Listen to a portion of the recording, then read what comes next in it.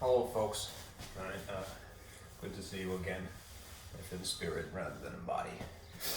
Today, we're going to do section A3, which is about inverse functions. So I took the time just before I started recording to draw sort of a diagram to explain the situation as it's been given to us previously and what is the subject for today, really. All right. What has been given to you, if it was a right triangle at least, right, was that you could, if you had one other angle, right, you could find the missing one, right, out of the three. And if given an extra side, right, you could find, you know, the third angle and then any other sides, right? And that will still be the case today, right? But the situation will be presented to you a little bit more nebulously, all right? They may say, well, you have a right triangle, so you could definitely infer, you know, there's a 90-degree angle in there. But they won't draw it necessarily, just say, oh, look, it's right. And they'll give you two side dimensions, right? Rather than a second angle, all right? What you can do in both cases, right, is we can find the missing angles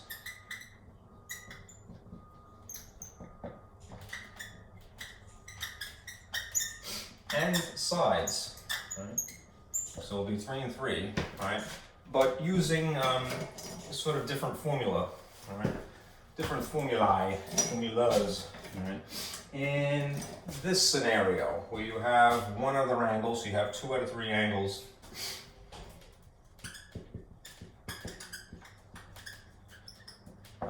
and the one side, right?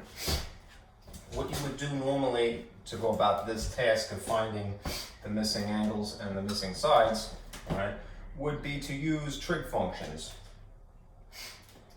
You know, the regular 3 out of the 6 perhaps.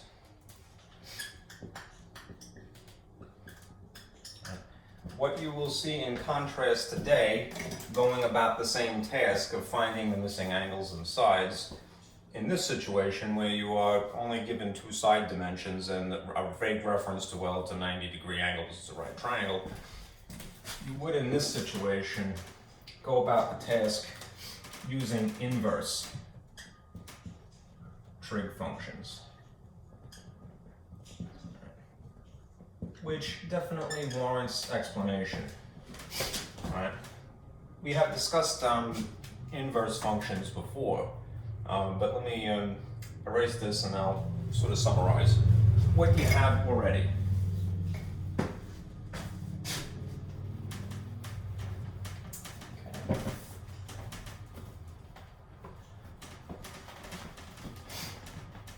Okay. Bear with me. My eraser was giving me trouble, so I actually wet it. And it does erase much nicer, but unfortunately it's leaving a bit of a film. So I have to sort of dry it after I erase it.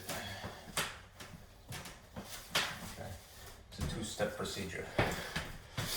Okay, here's a review of domains. Right, pardon me, of inverse functions, right, in the subject of algebra. All right, remember, we have this concept of relations,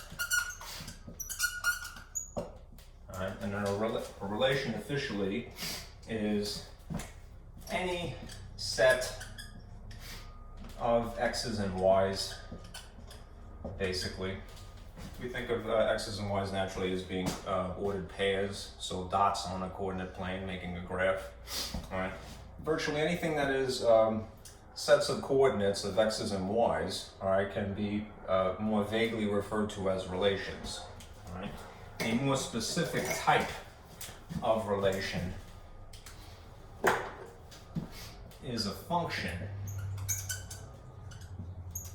All right. And in this case, you remember, functions, for all intents and purposes, they're the same x's and y's, but there are no recurring or repeat x values.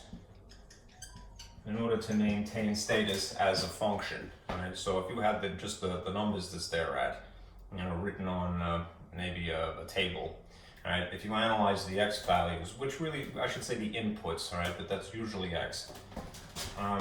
As long as the x's are all unique, right? X's, right? No recurring x values, then it would qualify as being a function, right? There is nonetheless a third condition, right? The ultra-precise situation, where you have a one-to-one function. If I could spell. Okay.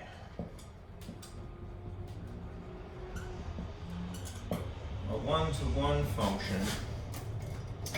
I hate to use green because it tends not to show up so well. As long as that is legible, I'll use it.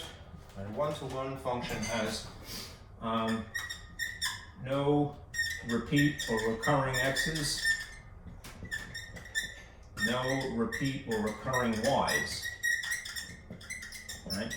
It is truly one-to-one. For every unique x value, there is only a unique y value. Right? The reason that a person even cares, though, about this situation is the subject of inverses, right? A function that is qualified as a one-to-one function, this type, right? These have inverses.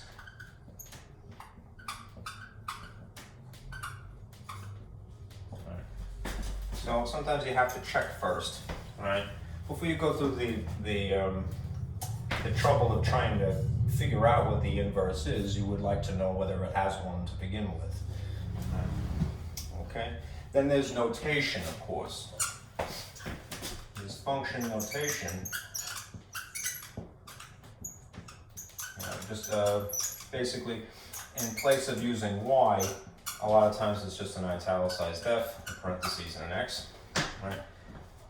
Well, if there is an inverse, the shorthand notation for an inverse is to call it this. Italicized f and then a superscript -1, right? Just understand this is not an exponent. This is just a label. All right, it is not an exponent. Okay? Alright, so if when you're doing your homework or if you're reading a textbook and you see something that looks like this, alright, don't be intimidated. Just realize that, oh, it's just the inverse of this function, potentially. That's the abbreviation, more or less, for that. Okay? If you were going to read this, right, this is the function of x. Right? It's the thing that is in the parentheses, the input value. How you would read this. This is the inverse function of x. Okay? All right. There is a problem, though, presented with dealing with periodic functions. Now, bear in mind, these are transcendental functions, which means they're above and beyond algebraic functions like polynomials, right? So they're a little weird, right? And there are some conditions that have to be met. I'll mention that now. Let's see. Erase this.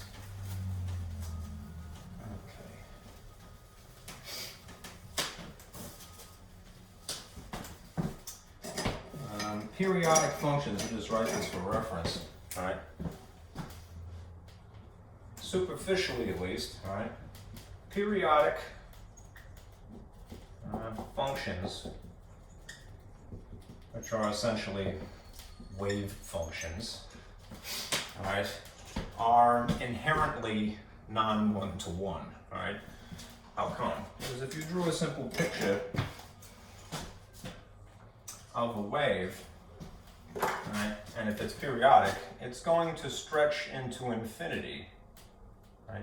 You remember, though I neglected to write it a moment ago, there is a visual way of deciding, right, or determining whether something is a function or not, the vertical line test. And there is similarly a way of determining if something is a one-to-one function, which is the extra horizontal line test. Well, periodic functions, if you tried the vertical line test on them, would cut the mustard, right? There would only be one point of intersection anywhere that you drew a vertical line. One point per line here, here, here, and so forth, into infinity. However, if you tried the horizontal line test, you'd fail immediately, right? Because here's a horizontal line, right? There would be multiple points of intersection for a wave that is infinite, right? So what you have to do in the case of periodic functions is strategically restrict their domain.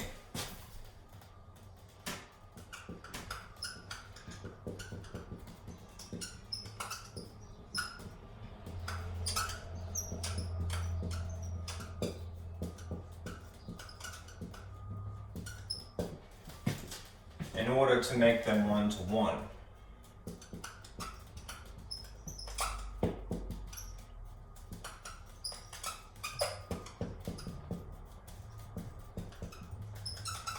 In order to maintain status as something being one-to-one, you would need to basically limit the scope of your graph. So you get maybe one waveform, but that's it, not infinite waveforms, right? It still originates from the periodic infinitely stretching wave function, but the scope is narrowed intentionally. They have the special effects, right? Lame special effects. Okay. What you should try to do is, if you're doing this yourself, right, try to include 0 as part of the graph.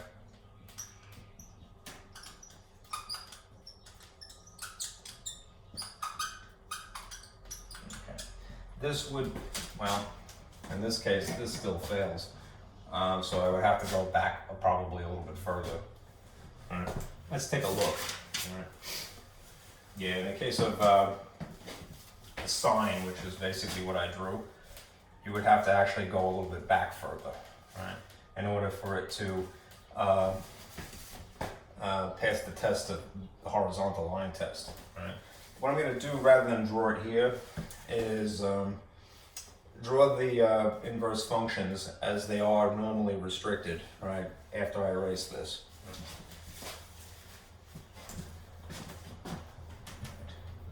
But you see what the strategy is.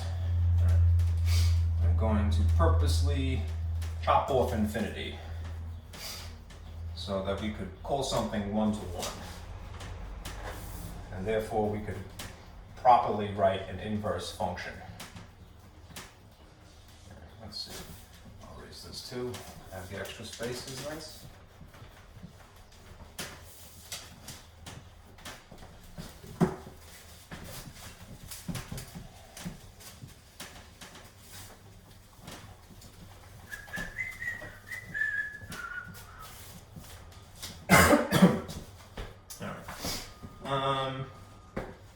Perhaps I will pull out my, okay. Here, I'll draw these three. Here is an instance of the domain restricted sine. And then adjacent to it, the domain restricted cosine. And then I'll do a tangent after that. Let me see how big a graph I get here.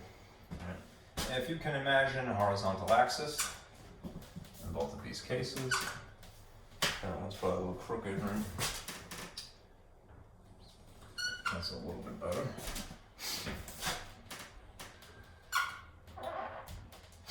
And a vertical axis like so. It's still crooked, but I'm going to include the usual increments of pi radians, right, this way and this way. So I'll try to space myself like so. I'm not going to need to go the whole 9 yards, but normally, if this is 0, right, then this would be pi over 2, 90 degrees. This would be pi.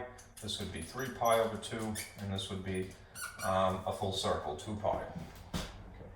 And normally the increment this way is just whole number 1 and -1.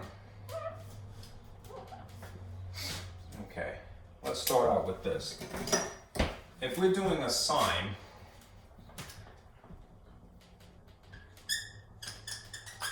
I'll make it blue on purpose, it would normally be bound vertically between 1 and -1. Because if it comes from a unit circle, remember the radius maximum would be 1. Right? No matter where you are in the circle, the radius would be that. And these points, as I encourage you to sort of memorize, would be relevant this way, and then backward into infinity, negative pi over 2, negative pi, negative 3 pi over 2, and negative 2 pi. These points would be relevant. Down here, on the axis, up here, on the axis, and it reciprocates here. All right, anyhow, I'm gonna very, very vaguely sketch what would be a normal sine wave, at least in this much period, you know, in this much time, all right? It's usually like this, as we have a sine wave. And if I went backward into infinity this way, you would have that, right? At these key points, right? If a person, the reason that someone would, all right, attempt to memorize these key points, right? It's a way of calculating what sine is without using a calculator, right? If you know that it's sine of 90 degrees, otherwise known as pi over 2, you know that the y value should be 1. If you have a sine value of 270 degrees, which is what 3 pi over 2 is, then you know that you would have -1. You wouldn't need a calculator if you memorize some stuff.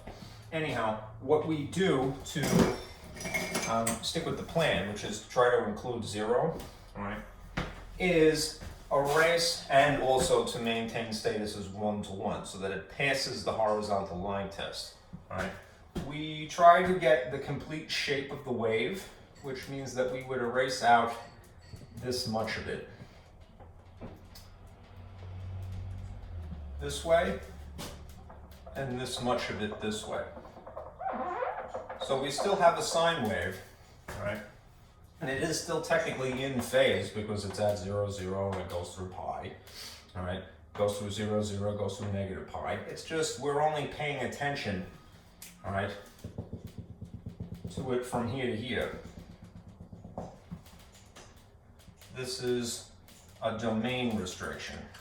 Remember, domain is an x value, all right? Same as saying an angle value. This is the domain restricted incarnation of sine.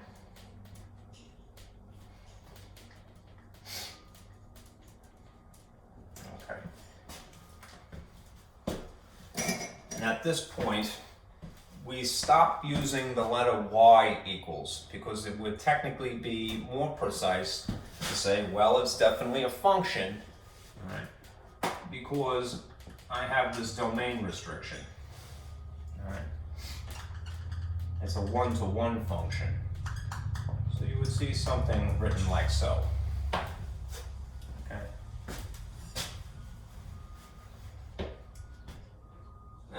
Let's see.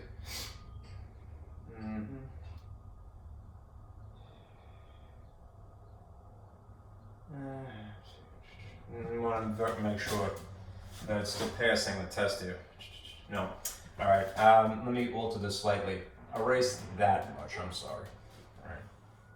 It was that a horizontal line through here would fail still. So I have to trim even more. Here we go. Sorry. All right. And on this side as well. So that narrows our scope even further, actually.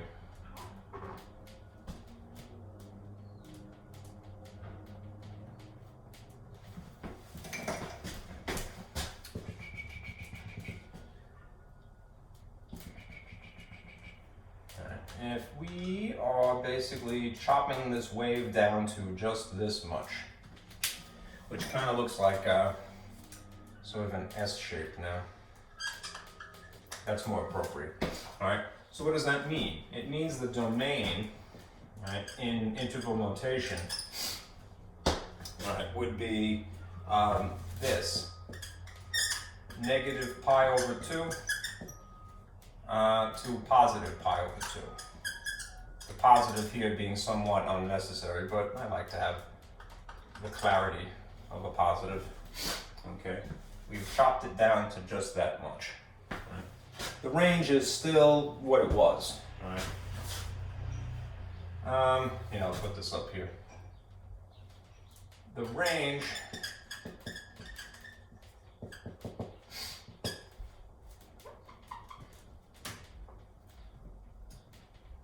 is still bound between -1 and +1. I'm using these brackets, remember, for integral notation to describe how far left or right you look for x values and how far up or down you look for y values, because the bracket indicates that this is actually included. Negative pi over 2 is not merely a reference, it is also included as part of an x value, right?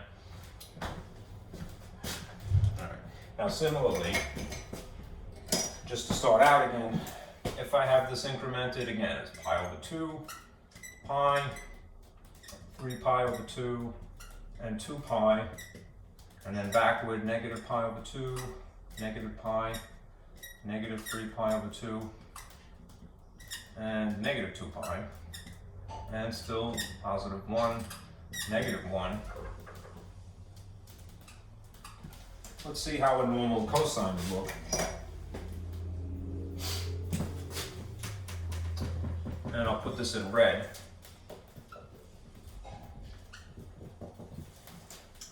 All right. Points of interest.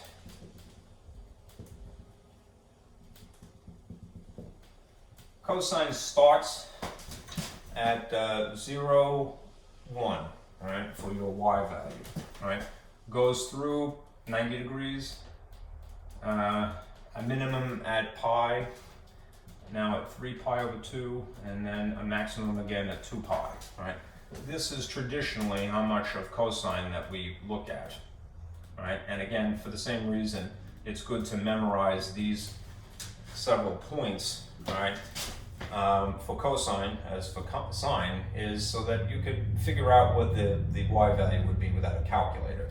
Again, if you typed in cosine of pi, if you know what the drawing correlates to, all right, then you can say, well, the value should be -1 without the machine telling you. Right. Backward, you would have this, and it's periodic, of course. So you would have a cosine stretching this way. What's the difference between a sine and a cosine wave? They are both sinusoidal. They're really the same wave, it's just that the cosine is out of phase by 90 degrees, right? I don't want to make too much of a mess, but if you drew a cosine and a sine superimposed upon one another, look what you would have. You'd have the same wave, right? But what is blue is shifted over, right? If you want to think of sine as being more or less the normal situation and cosine being the out of whack situation, then it's out of whack by how much? 90 degrees. Anyhow, that's a review of what we've been talking about previously. All right. Now, if we're going to intentionally restrict the domain for cosine so that an A passes the horizontal line test, let's see how that will look. All right. Again, we're going to try to include 0, all right? So how much of it will we need, all right? If I drew again a horizontal line through here, there would be multiple points of intersection and it would fail as a one-to-one function. So we can't have an inverse yet, all right? What we're going to do, therefore, is delete out whatever we have to of this wave.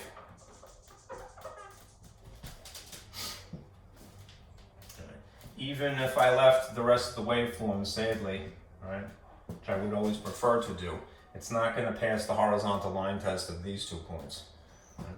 So I'm going to have to chop that.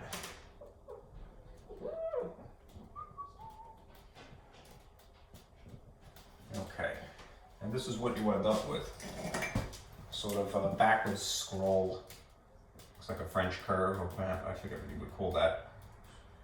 In calculus, there are something called integrals, and this sort of looks like an integral symbol. Anyhow, put that back. This is still negative pi over 2. Hate to have erased that. That's still 3 pi over 2. Okay, and this is still 1. Okay. This is what you would refer to as domain restricted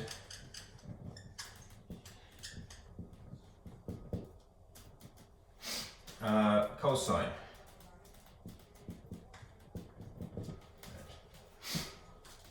And in this case, notice where the graph is confined to. All right, that will decide what the interval notation would be for domain. Put this in red. So the domain for domain restricted cosine would be between 0, including it, and also up to pi. Okay. The range is still bound between negative 1 and positive 1. To the lower boundary first. All right. And again, brackets because those values are actually included. All right. Now, as far as function notation is concerned, f italicized f parentheses x is equal to the cosine of x. Right. For our domain restricted cosine, we're definitely going to use an f now, all right, rather than a y. Okay. It's not super important, but we have to maintain status as both a function, well, a one-to-one function, in order to have an inverse. Okay. Anyhow, save this information, right? That's what domain restricted sine should look like. These are the locations where you can technically look.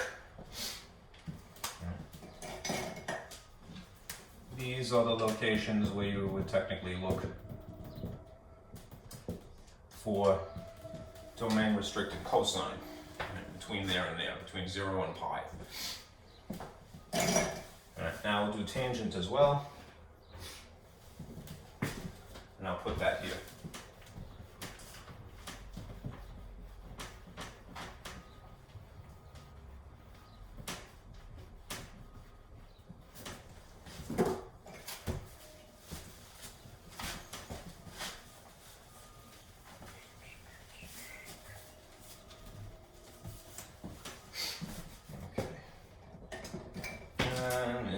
Green shows up, and if it doesn't, I'll try some other color. But here is domain restricted tangent.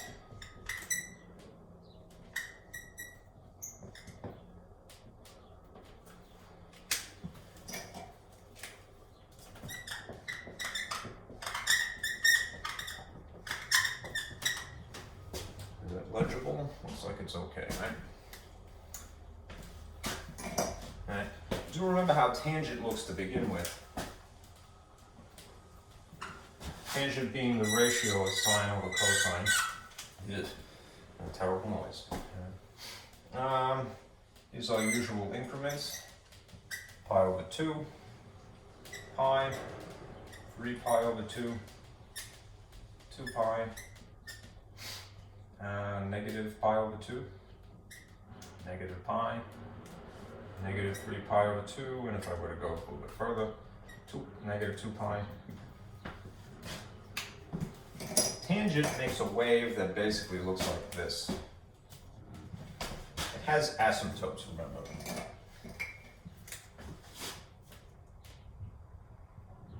And the asymptotes in this case are going to come in handy.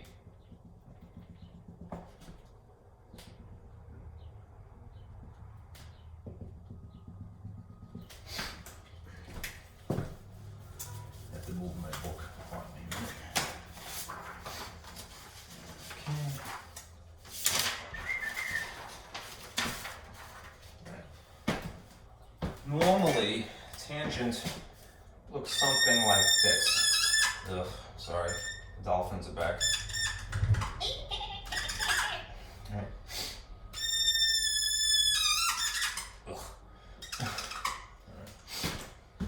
It's a wave. It's just not sinusoidal, right? Because it's a wave because it's something that is periodic as such.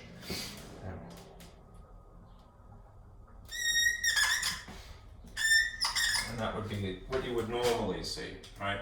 Now again, we need it to be 1-to-1 in order for there to be appropriately an inverse, right? If I had attempted to test out the horizontal line test on this, it would fail, again, for the same reason. There'd be multiple points of intersection according to even just one horizontal line, all right, into infinity. So what you do in a case like this is try to include 0, all right? Do try to get as much of the wave as possible, and in our case, because we have asymptotes to begin with, right, you can basically ignore this much of it.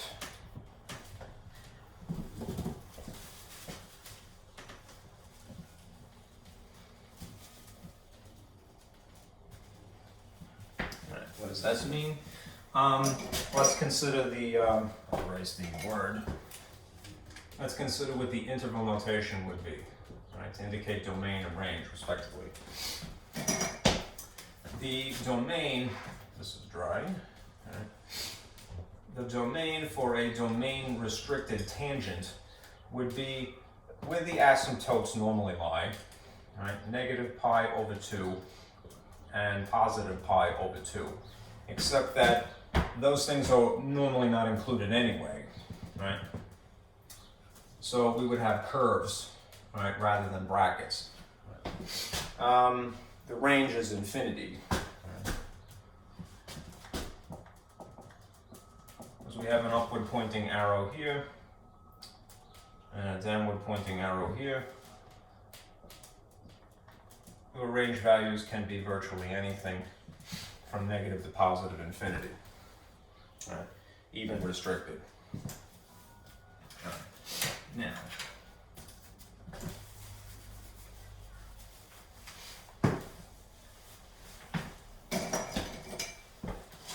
let me give you one more note, and then let me erase this. All right. Since now we are tasked with actually crafting the inverse, all right, not just chopping off infinity, which is what we have been doing. All right. The inverses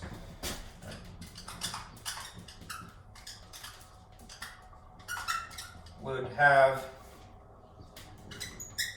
x's and y's switched. So what you're going to see is that the graphs of these three things is going to be the mirror image of each one of them, basically.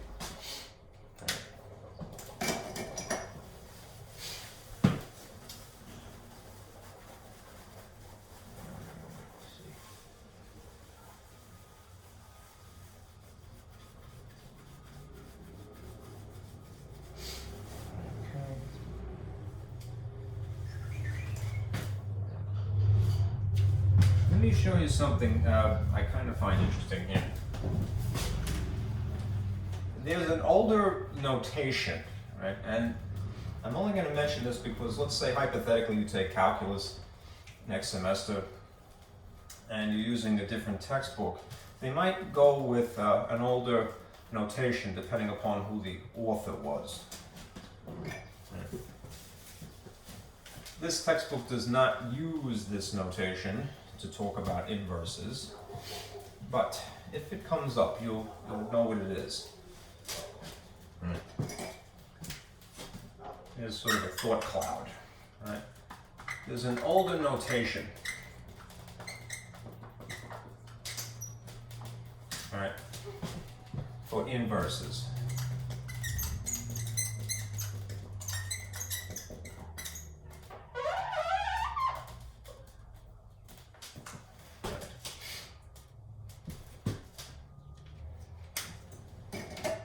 This is very subtle, unfortunately. Instead of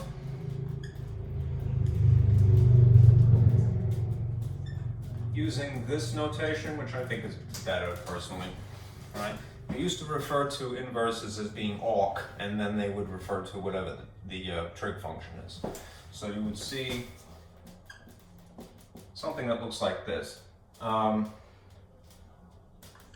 is equal to the awk sine of x. Right? Instead of saying this. Right. And then when it was domain restricted, they would have it written like this, capital A, awk sine. That is such a subtle change, right? Unfortunately, moving from a lowercase a to a capital A to suggest that something is domain restricted.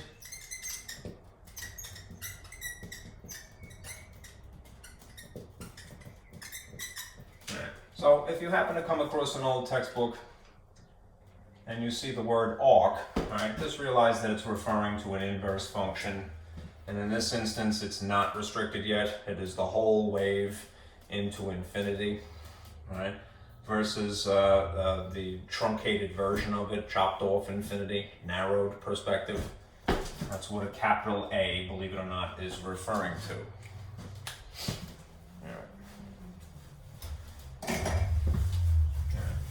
All right. Let's see. Let me dig out my graph paper because I think it will be a little bit easier to draw.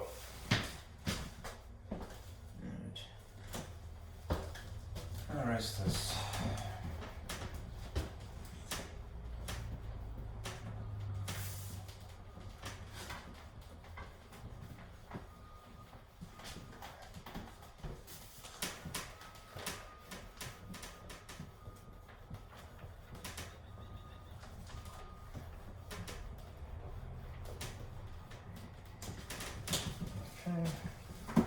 I didn't think I would like this being wet, my eraser.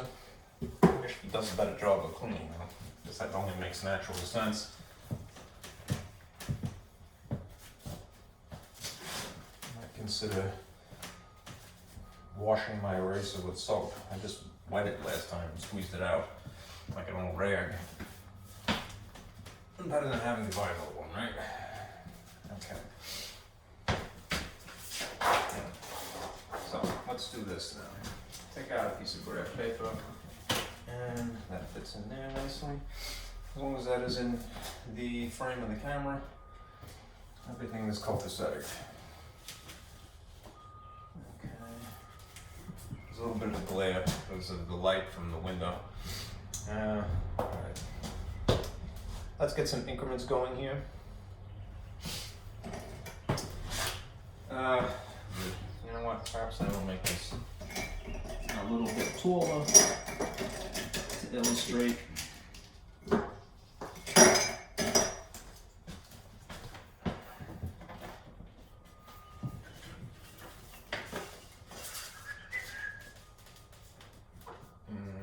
as it's not crooked, that's good. That seems to be okay. Alright, let's do sine. And I want to take the time with the sine because it'll give you a better feel if things are very incremented well.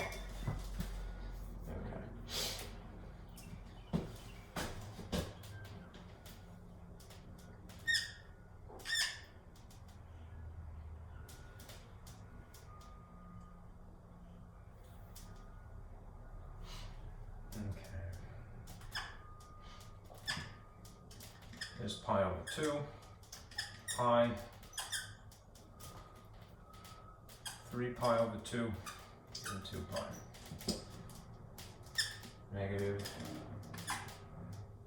and negative. Okay.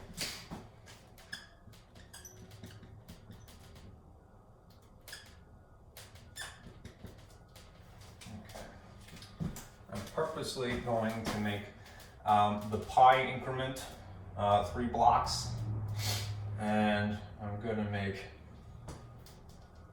the y increment 2 blocks, like this. Right.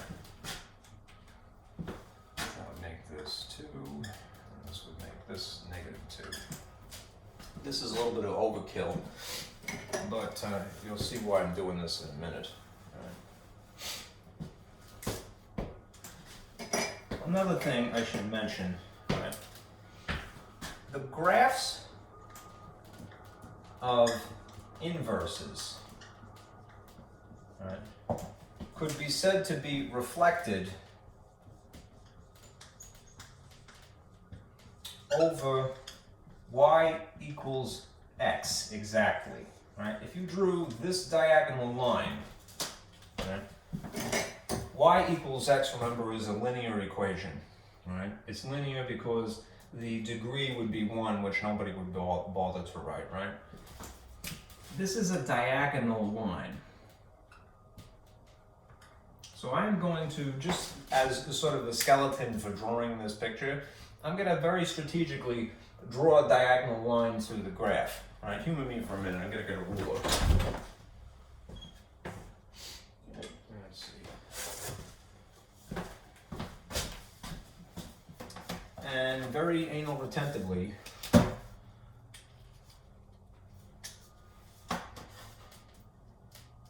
draw a diagonal line as it should be on this. So if you're following along and you happen to want to doodle this, try to do what I'm doing. Be a little bit better than that.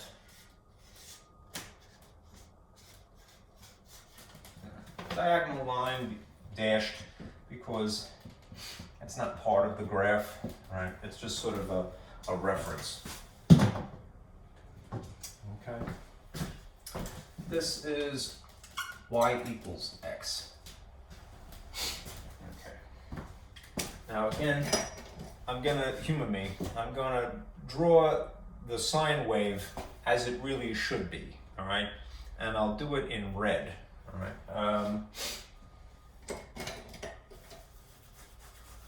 I'll do it in blue to start with, all right? There is a point at 0, a point up here at 1, a point at 0 at pi, and there would be one here at 3 pi over 2, that way. And in the back here, there would be a -1 here, and that much a pi. And really, we have intentionally drawn the graph like this.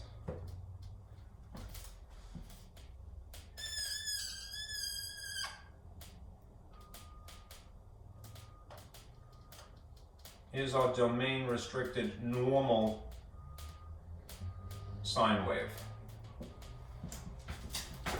So if you see blue, right, this is domain restricted regular sine wave. Okay.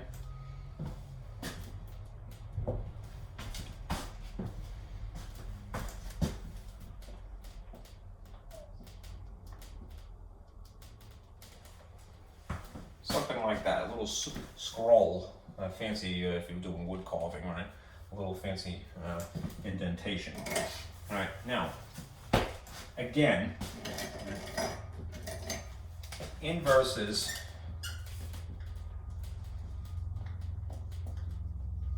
switch the x and y values.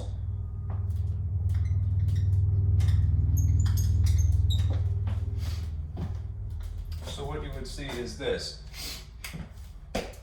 If the coordinate of this point here, right, were, let's see, x negative pi over 2, -1, right? Then what it's going to be is this, -1, negative pi over 2.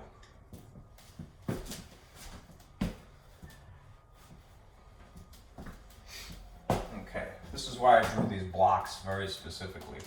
All right. The value, the decimal value of pi over 2 is about 1/2. All right. Just for reference here, I'll show you.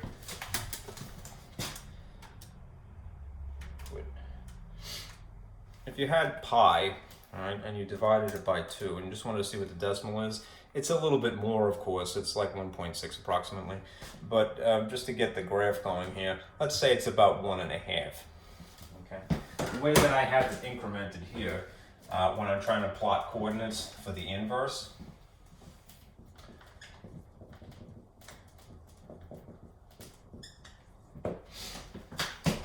is I've switched the x and y values. They're still negative, right? They're just switching position. They're switching job. What was a x becomes a y. What was a y becomes an x. I'm going to, along the same graph, go to about here, 2 blocks in, because that is what I've decided 1 is, right? If you went as far as negative pi over 2, that would logically be about 1.5, negative 1.5. And a full 4 blocks would be a whole number 2 approximately. So here's negative 1, all right? If I go down to pi over 2, all right, it would be 3 blocks. So you'd have a dot basically here. All right. Next point, all right? 0 is going to be 0 in both cases, all right, the origin. Right. And if we did the other point of interest, namely this one here, that is at x value pi over 2 positive 1, right? If again, for the sake of drawing an inverse, you switch these, right, then there should be a dot at positive 1, positive pi over 2. Again, this is about 1.5 in both of these cases, if you're using those increments to gauge it. Okay, positive 1 is about 2 blocks, right? Positive 1.5 is about 3 blocks. So you would have a dot here, here, and here, respectively. And what you will see, right, is that your graph looks like this. Let's see, I want to make sure it's nice. Curves down like this, like that. It's a little messy. All right. I promise you I won't torture you and make you go through this 3 times, but I'll show you how to get this with your calculator. The real point is stressing these 2 points, right? Graphs of inverses look as though they are reflected over the diagonal, right? As if they were mirror images of one another, all right? And as far as the actual coordinates are concerned, the dots that make up the graph, all right, they're like as if you just switched the x and y values, right? I've tried to do it painstakingly, and it's not that great a picture, sadly, but you get the point, all right? First of all, it was domain restricted, all right? And now you have this, right? It was domain restricted, so it was kind of small to begin with. The scope was truncated, right? We chopped off infinity, and then we inverted it, right? So you have something that almost looks double helical at this point, unless I've drawn it badly, all right? Anyhow, let me get back into this, all right? If you want to get a better picture, I would use a calculator at this point, all right? We've gone through the motions, all right? Let's make sure that the calculator is set correctly, all right? Mode, let's put this in radian mode, all right? It already is. All right, quit, second. Okay, clear that, all right. Check window, the manual transmission versus the automatic, all right. These are what Z standard would be. So I'm gonna purposely put these back into negative 2 pi, positive 2 pi, all right, negative 2 pi. That's how you would type it to begin with. Press enter, and then you get the decimal. Positive 2 pi, I'm gonna have to hit second, and then the caret symbol to get pi. Enter, and you see the decimal. We'll do increments of pi over 2.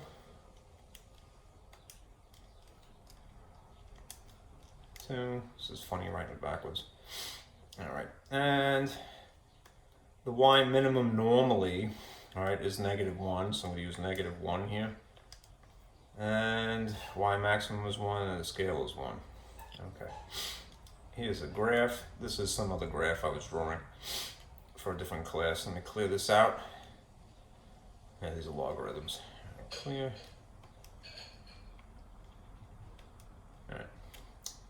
here is regular sine, as it would look graphed, right? It's nice, right? Okay. Let's see. I may have to zoom out a bit. Let me check this.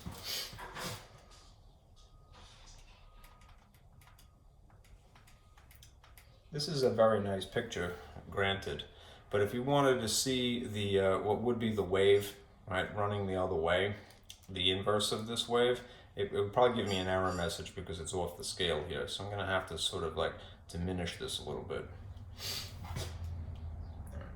Let's see. At this point, you might try zoom. Make it fit. It's already fitting.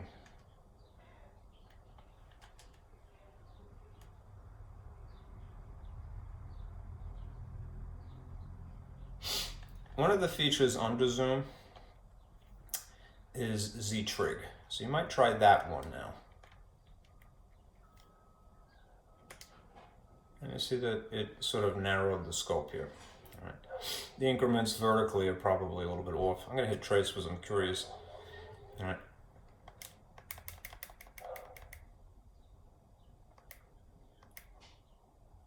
That's y equals 1 as it's supposed to be. And this is pi over 2, 90 degrees, right? Pi over 2 is pi radians, right? All right.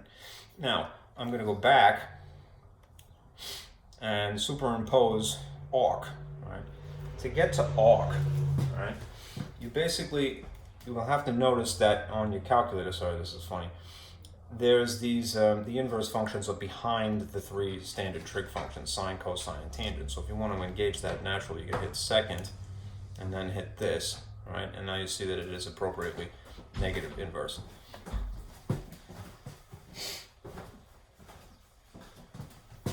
Okay, of x. All right. And I thought I cheated on that a little bit. Let me just show you. All right, here it is typed. All right, to get your inverse function. All right. When it graphs it, it's not the most satisfying graph, unfortunately, because look what it does. I have to clear it just to make it do that. Okay.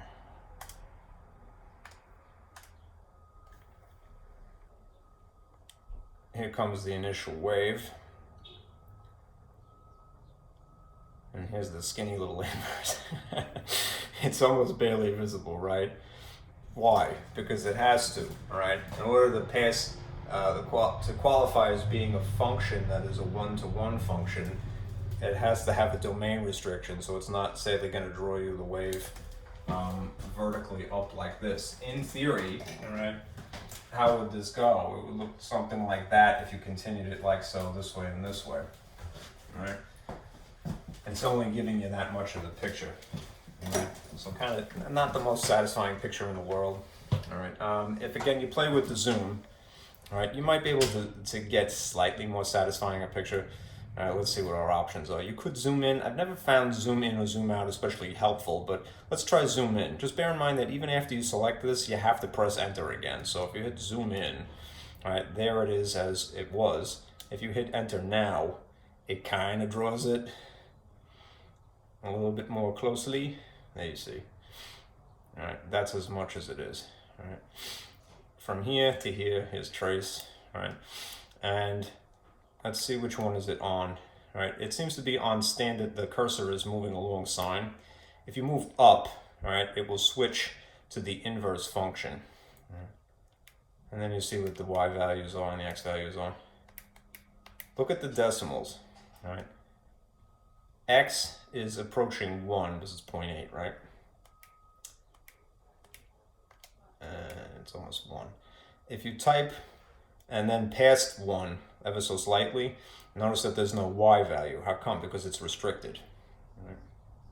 Right? It originated from a restriction. So if I type in exactly 1, it's going to give me pi over 2. Right? What's pi over 2? About 1.5. It's really 1.6 if I rounded better. All right. but this is as much as it's the precision of the calculator stretches to that point. Okay, all right. You will see a similar thing. All right, let me clear these out. If you attempt to illustrate cosine, right? Here's cosine of x to start with.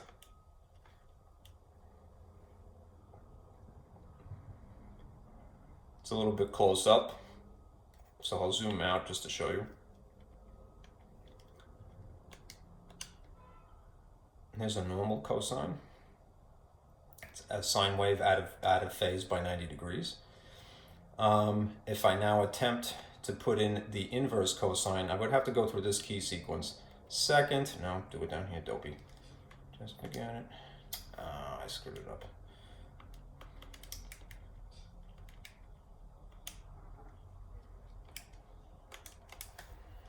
Doing things backwards stinks. Cosine x. There you go. Okay. In the appropriate second y, second, then you hit cosine to get the inverse function. Notice the -1 is implying that. And then you type x. All right, close the parentheses just to be a good sport, and now graph it. This is the far away view. And here's the domain restricted view. Ugh, dreadful. Yeah, really should go a little bit further. I'm going to zoom in. And here's as much of the sine as we could see that close up. Okay. Now, I'm not really satisfied by this calculator's drawing here. Let me see. Let me just draw you very quickly what it would look like on this graph for cosine and tangents respectively, and then we'll move on to more of the usual thing, which is doing a calculation.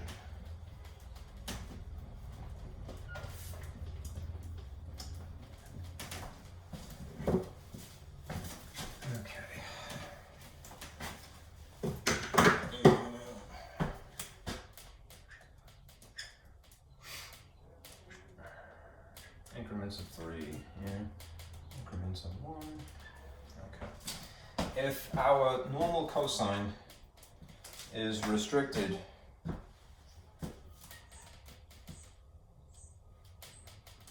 pi over 2 pi, this is -1 and this is +1. Let's see. That's offside slightly, sorry. This is as much as we normally have of cosine, right? And its domain, again, restricted domain for cosine is including 0 up to pi.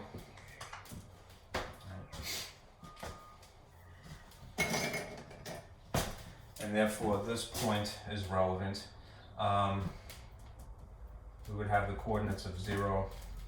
I don't want to make this too confusing. Right, x, y coordinates are normally 0 and then 1. This point, the inverse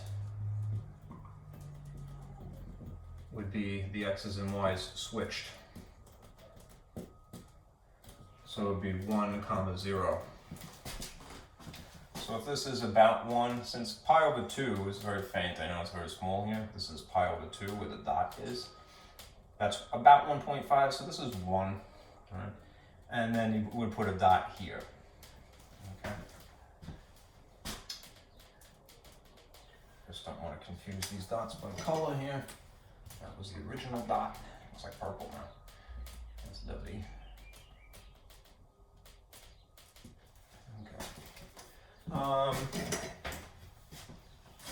Then we would have this coordinate as well, 1, 0, and then those would switch. Oh, pardon me. pi over 2, all right, 0, all right.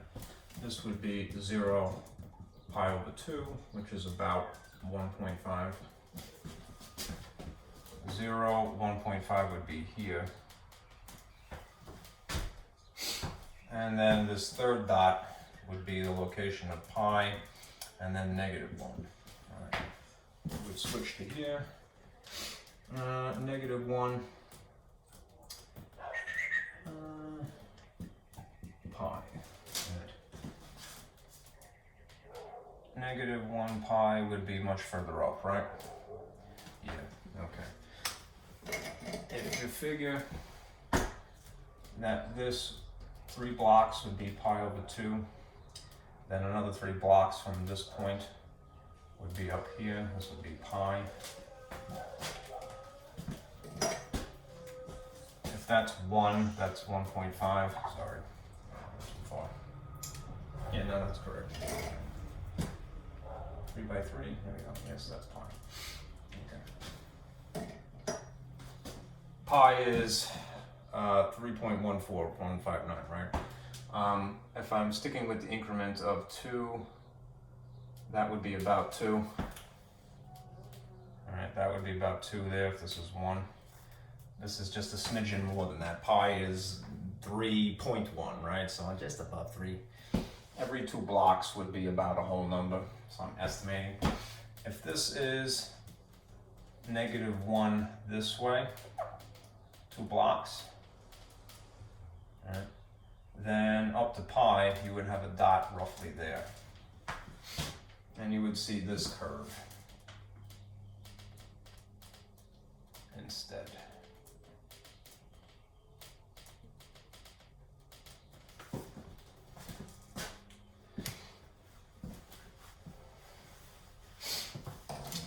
Just check something real quick. I have to change the settings on the calculator.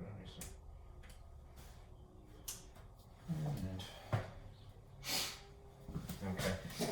Again, not to beat a dead horse, but just to remind you, inverses would appear reflected over the diagonal line that is y equals x.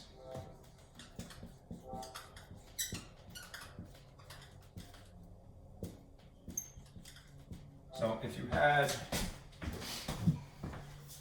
a diagonal line running exactly at 45 degrees, and this is a little bit hard to press on, but let's see. And let's see a picture basically like this.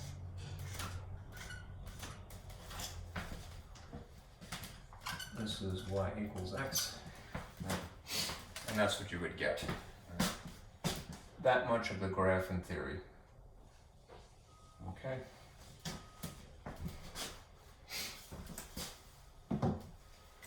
Not really happy with the way the calculator drew this.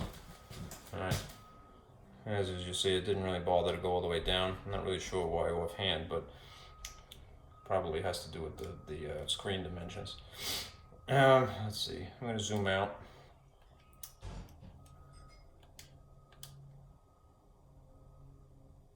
Here's the standard cosine again. Here is as much of the curve that would be its domain restricted inverse. It really should go down this far. This far. Okay. Anyhow, that's that. All right. As for tangent, I'll do this much quicker.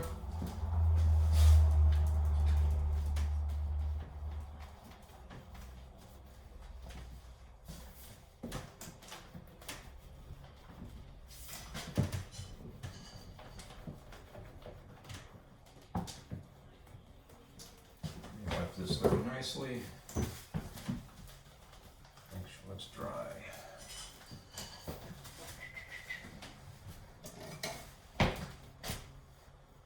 Tangent is normally running this way. If we figure that this is negative pi over 2, these are where the asymptotes would be for tangent. I'm going to just draw very light dashed lines like so.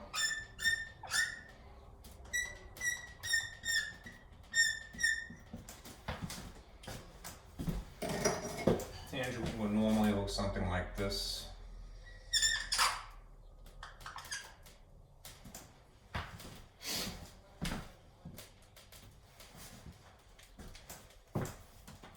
Let me clean my calculator.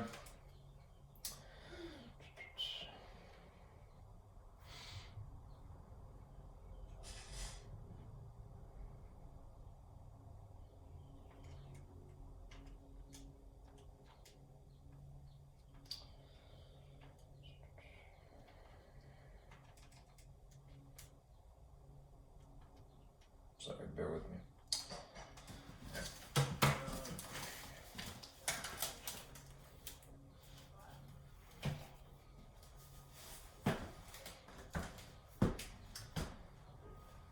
If I drew a nicer picture, all right, of tangent,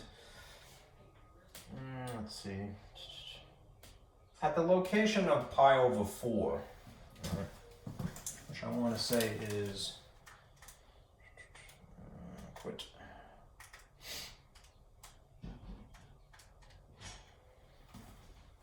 The number about 0.8, all right.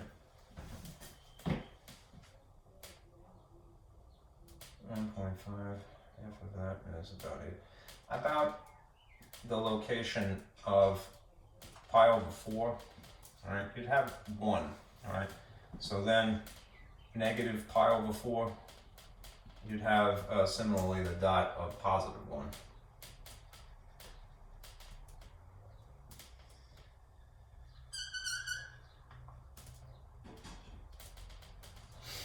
All right, these points would be relevant. All right, for tangent, 0, 0, of course. All right, at negative pi over 4, you'd have 1.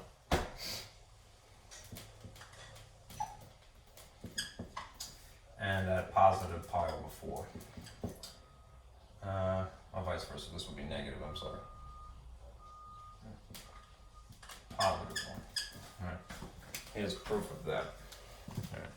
Clear. If you wanted to just verify this calculation, tangent of pi over 4, which is really 45 degrees. All right. You see, you get 1.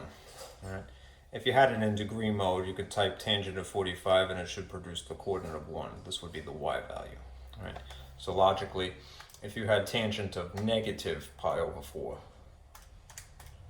all right, you should get negative 1, and you do. All right. Just for the sake of illustrating what the inverse would be, all right, I just want to illustrate these coordinates switched. The inverse tangent would be, well, 0, 0 is not changing anything, right? All right. At the location of negative 1 pi over 4, at the location of positive 1, this is negative as well, pi over 4, we'll put dots at these 3 locations. All right, there is still 0, 0, that's easy. Negative 1 would be about that far, about 2 blocks this way, and pi over 4 is about 1.5 blocks. So you'd see something like this. Maybe a dot roughly there.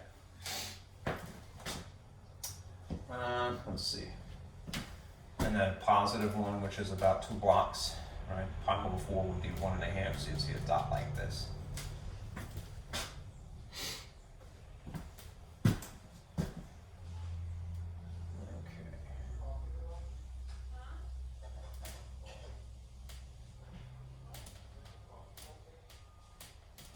You'd see an inverse that looks something like this.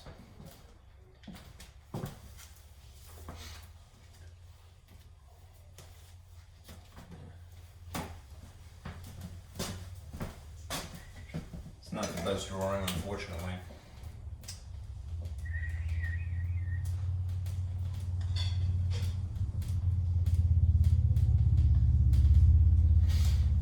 And again, you can imagine a diagonal line cutting through these. like so.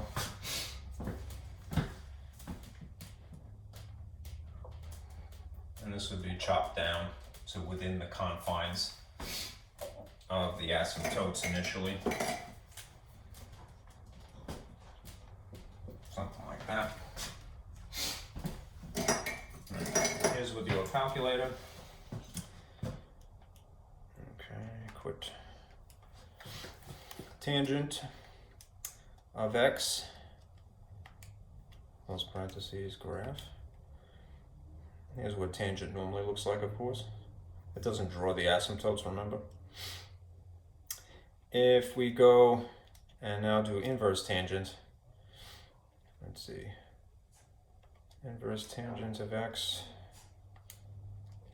Let's see what the graph looks like.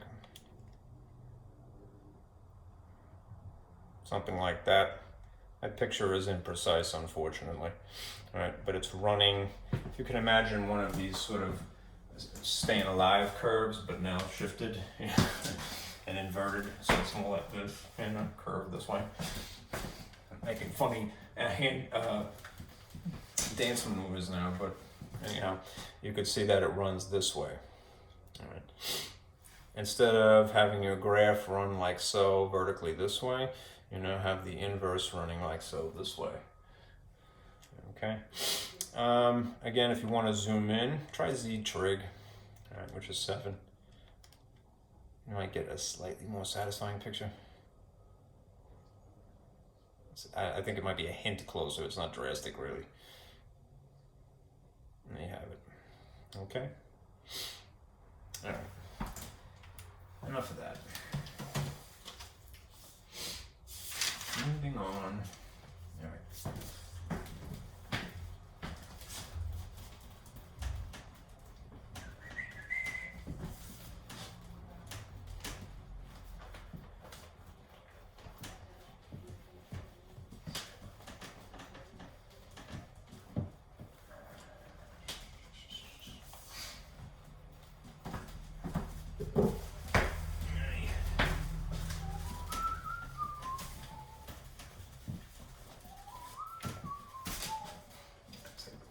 This now.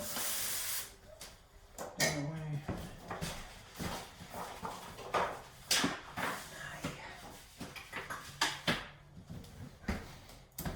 Still in the frame here, good. All right, now, here's more practical concerns. All right, if you were asked to evaluate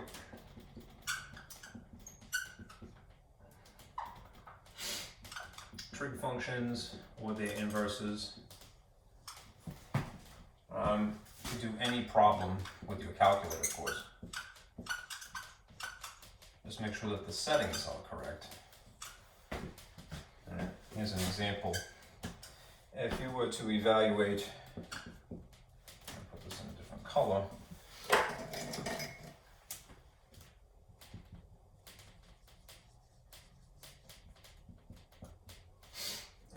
This inverse sine of 0.97, right? You might prefer degree mode in this case to give you something a little bit more satisfying.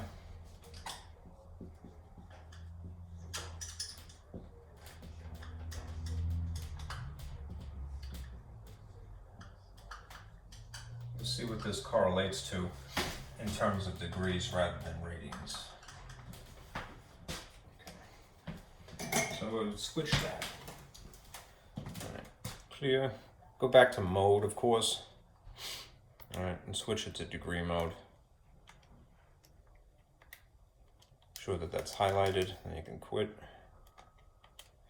Okay, if you type in the inverse sine, and then you use whatever number you have, 0.97. Close the parentheses and hit enter. It will give you degrees, right? 75.9, so roughly what, 76 degrees? Yeah. A practical usage of this is that it will give you an angle. To use an inverse trig function, will produce the angle as an answer. So this is approximately 76 degrees. All right. Don't feel shy about using a calculator, especially for something a little bit weird like that, 0.97.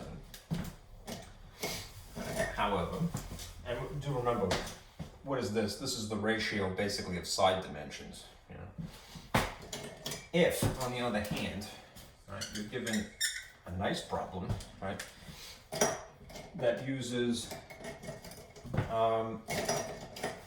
special right triangles,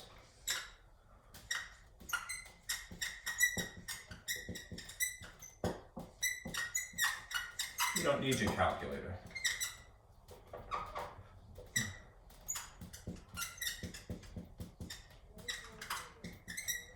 What you need to know is some basic information about special right triangles, which in theory you already know, right? And if not, you have a reference, right? Do know these by heart, right? There is the 30, 60, 90 right triangle.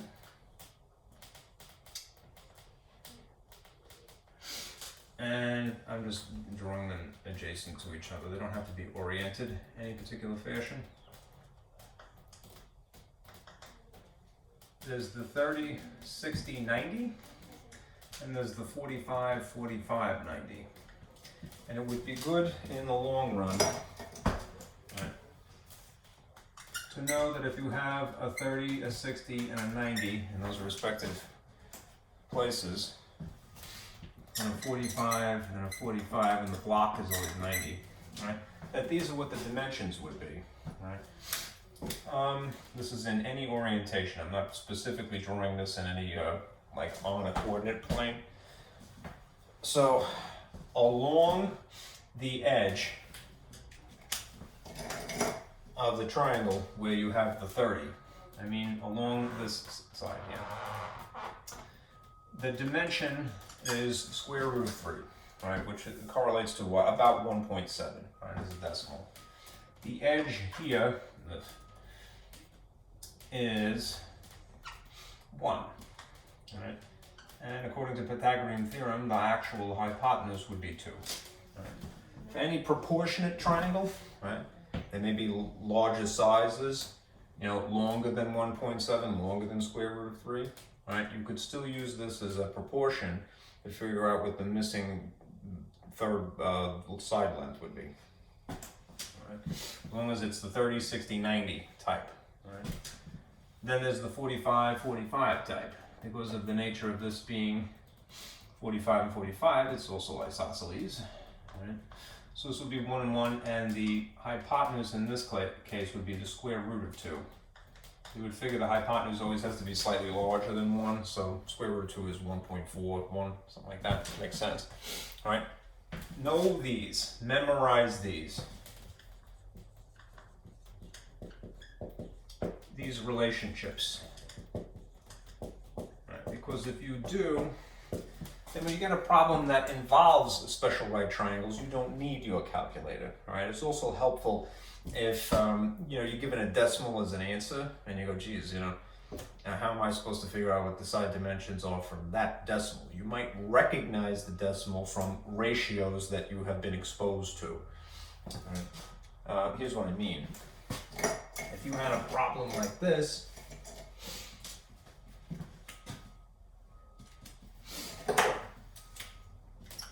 that is to evaluate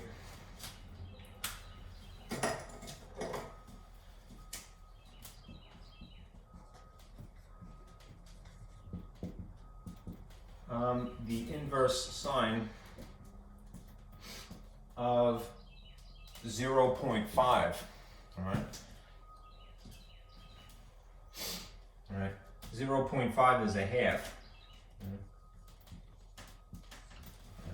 So whether you're given the decimal 0.5, which you know correlates to a half, or you're given a drawing and you infer, or they give you the fraction itself, 1/2, right? You can predict what the angle ought to be. Right. The right triangle that has the numbers 1 and 2 in it, all right, are these, all right, is this out of the two special types. I know that there are similar digits here for your 45-45 triangle, but notice this is the square root of 2. So you're not going to see that ratio, right? You would have whatever the square root of 2 is divided by 1, which would be maybe, 1.41 as a decimal written here. All right. Anyhow, what is sine? All right. Don't forget that the sine of the angle, and this is what this is going to spit out, it's going to tell you the angle, a little east of it, it looks like, right? Theta is opposite over hypotenuse. Right? That's for any orientation of a right triangle. SOHCAHTOA, sine of theta, sine of the angle, would produce opposite over hypotenuse. This is rigged to spit out what the angle is. So if you know that this is what the opposite of the angle is 1, right? And the hypotenuse is 2.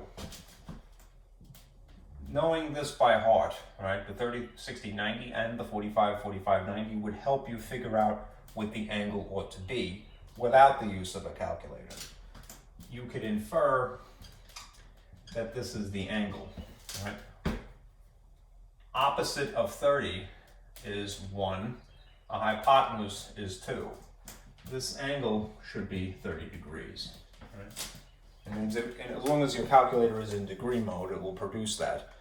So here again, all right, if you turn it on, okay, if you hit seconds, not on, okay, if you hit, I'm going to clear this out, if you hit second for sine and get the inverse sine, and then type in either 0.15, all right, or 1/2. I like the intuitive way of writing this, which is like so, alpha and then y equals is function 1, you get the obvious top void to fill in and obvious bottom 1, 2, or you could just type 0.5, or 1/2 would work. If you type in the inverse sine of 1/2, it produces the angle that it's supposed to be, right? But if again you memorize these special relationships, the 30, 60, 90, the 45, 90, you could figure out what it is without the use of a calculator. That's the benefit of it. It helps in the long run, even if you say like, I don't want to bother. It helps when you're trying to make predictions, all right, to have some of the information internalized. Okay. All right. As an afterthought, what you can do is translate this into pi radians. Right? So don't forget how to do that.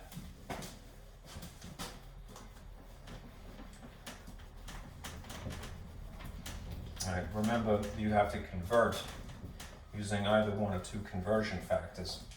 All right, remember, you're either going to use the conversion factor of pi over 180, or you're going to convert 180 degrees over pi. Right? This is specifically, all right, this is converting to pi radians. So we'd go with this one. Right? This would be converting to degrees.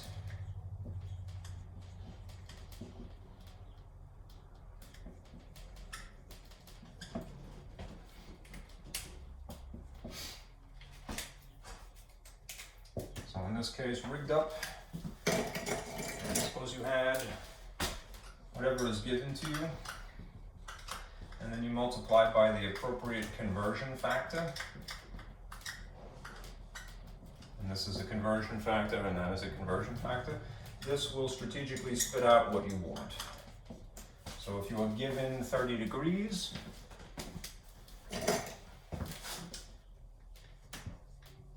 and then you choose this conversion factor, pi on top, 180 underneath it, this is rigged to basically cross-cancel degrees, all right?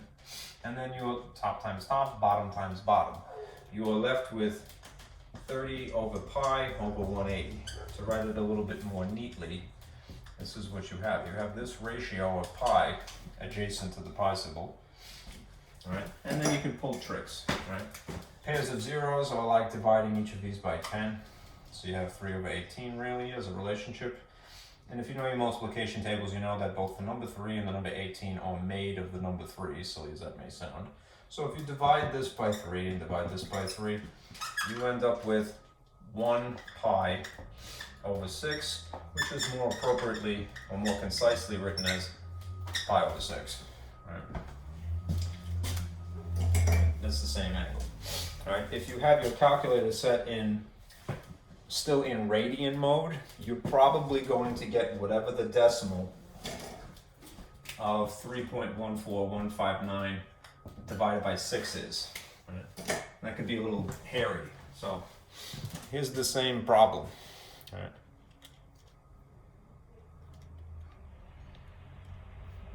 See if I can rewrite it. All right, I'm going to switch modes to show you what you're going to get as a funny answer, just to be careful.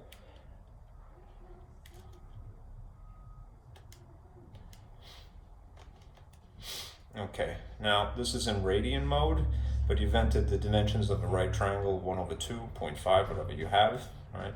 And if you hit enter, look what you get, 0.523. This is not as meaningful to a person, unfortunately, right? That's probably what pi divided by 6 is, right? So just to verify, all right, if I typed in pi divided by 6, all right, 0.523, it is indeed, that's the value. It'd be harder to recognize because you're dealing with an irrational number, pi, right? So I would start out with having it set in degree mode, right? So we'll spit out a more meaningful number, all right, 30, 60, 90, all right, 45, 45, 90. All right, and then you could always convert it, right, to pi radians and then the decimal if you want complete radians, all right, full-fledged radians. All right, let's do a couple of these.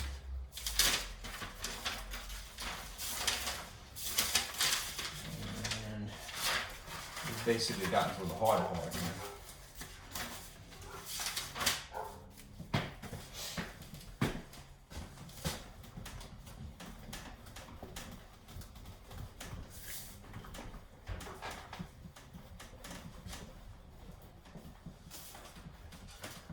Shouldn't erase that reference.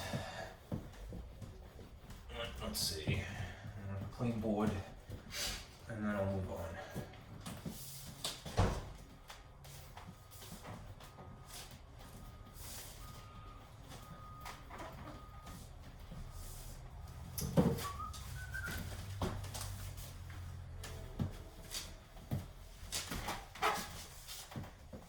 All right.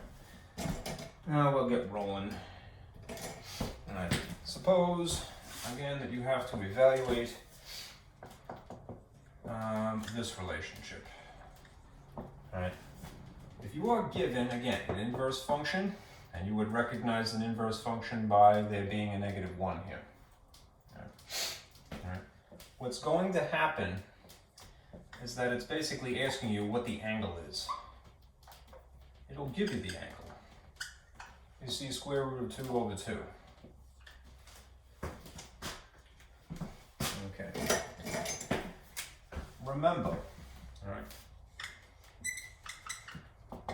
inverse functions, because of the nature of their arrangement, basically ask what is the angle, which is normally theta,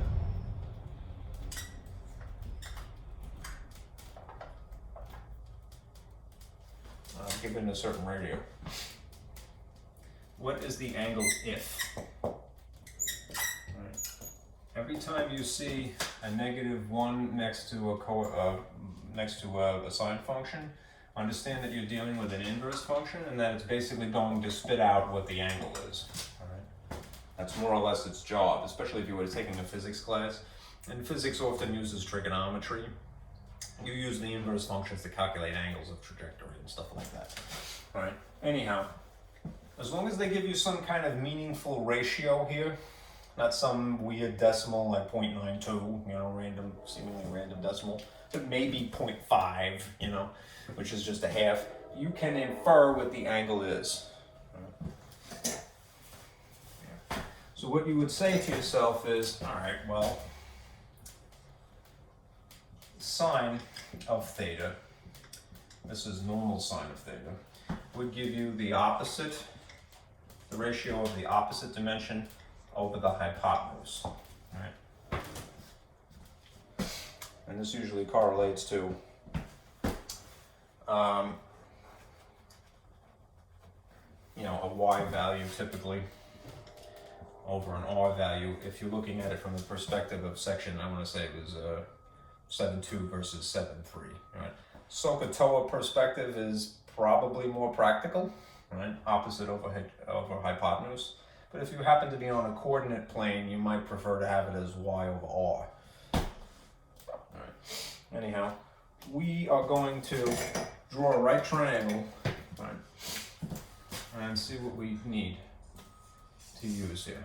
We have our choice of the 30, 90, 60, and the 45, 45, 90, and these are the dimensions. Square root of 3 along the 30 edge, 1, 2. 1, 1, and the square root of 2. Okay. In this particular problem, right, we are given this ratio. Now, it just might be simultaneously that the denominator has been rationalized, so be careful. Right? Denominator may have been rationalized.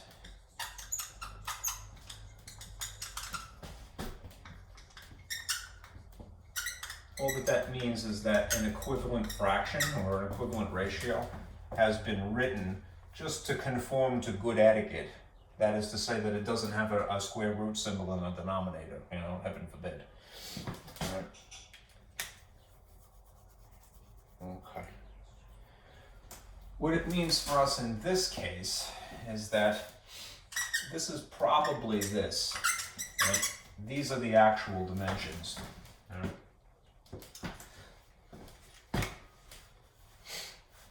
Okay.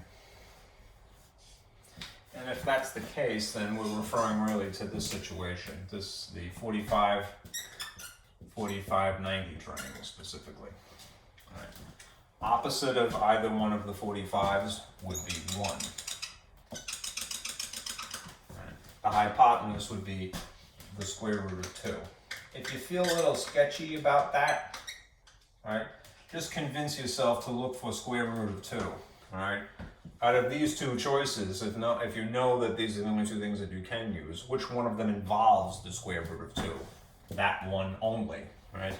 This one involves the square root of 3 and whole number 2. Will never be anything different from that. Those relationships will stand forever, all right? But if you see square root of 2, it's leaning this way. You probably are dealing with this triangle. It's just that it's oriented funny because it got rationalized, okay? All right, anyhow, that means that your y value is really 1 and your r value is really 2. It stinks that you have to undo what is really just an example of etiquette, not logic so much as it is aesthetics. We don't like to say square root, right? This is basically a holdover from before there were calculators. I mean, it would be impractical to have an irrational number in a denominator. That's why they do that. Okay.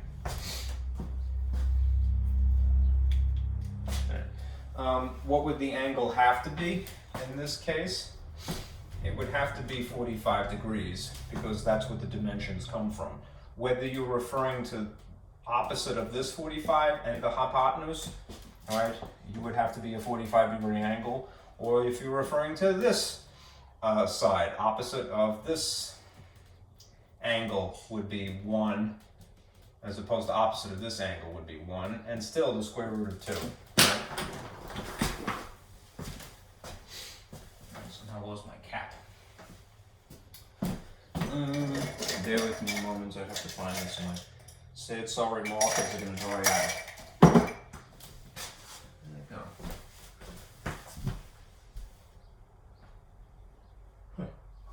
I'm at a loss. Alright, well I guess that's the end of that. Jeez. I'm sorry. Just dropped my marker and I'm flying. Okay. I'm gonna find it eventually, but it's too late. I don't know, that's a lie for me. I don't know where that went. There's a hole in the floor, so perhaps I got a hole in one. I just wasn't trying. Okay. Anyhow, focus. Okay. Just to rehash this, all right, to review this, how you would rationalize something in case it comes up.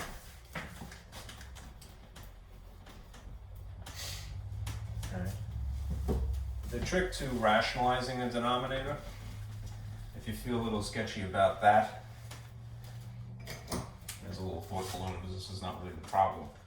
To rationalize, what you would normally do is multiply by a convenient ratio of 1. And what that really means is the denominator sitting on top of the denominator. So if in this case, what we really are dealing with here is 1 over the square root of 2. If you want to intentionally rationalize the denominator, perhaps to verify what was given to us in parentheses to begin with, square root of 2 over 2, then do this. Multiply by a convenient ratio of 1. To multiplying anything by 1 is not changing the value of this, it's just going to sort of disguise it, if you will, and disguise it in the fashion that was given to us in this case. So that basically amounts to these trig problems. Whatever the denominator is, just set it on top of itself. So if you had the ratio of the square root of 2 over the square root of 2, 1.41 divided by 1.41, whatever the irrational decimal is divided by itself is still the amount of 1. It's still a ratio of 1. It's just disguised, if you will. All right, 1 times the square root of 2 is 2. Square root of 2 times square root of 2, from either one of two perspectives, you could do the product rule and combine them to be the square root of 4. All right, or you could say to yourself, well, it's the square root of 2 squared. All right. In either case, all right, whether you're looking at this cancellation technique or just dealing with the guts of this being square root of 4, all right, the outcome is going to be this. What's on top, 2, and the bottom is now whole number 2, right? That's what's given to you, all right? Anyhow, I can't stress this enough. If you do these problems by hand, all right, enough of them, you start to go, geez, this ratio looks weirdly familiar, all right? It's probably that, all right? It involves the square root of 2, so out of my two special right triangles, it's got to be this one, which means that it has to involve either a 90-degree angle, which it's not, all right, or 45, all right? Limits your choices, all right? Do try to memorize stuff. Again, it helps it easy to make predictions, all right? There's no sin, again, you know, especially in our situation here, you know, in getting your calculator to verify this. Right. Second, it was the sine, inverse sine of, let's say that you entered the square root exactly as you saw it, n/d, all right? Or you could do it in the intuitive fashion, which is what I like, all right? Here's the square root symbol where my ring finger is, all right? Second, square root symbol, type in 2, put it over 2, because that's the way it was given to us. Be a good sport, close the parentheses, and you see, provided this is in degree mode, and it's not, so I'm going to be careful to put this in degree mode, and hit enter now. 45 degrees. Right. If you had a negative value given to you, all right, what that would mean, if you had a problem that looks like this.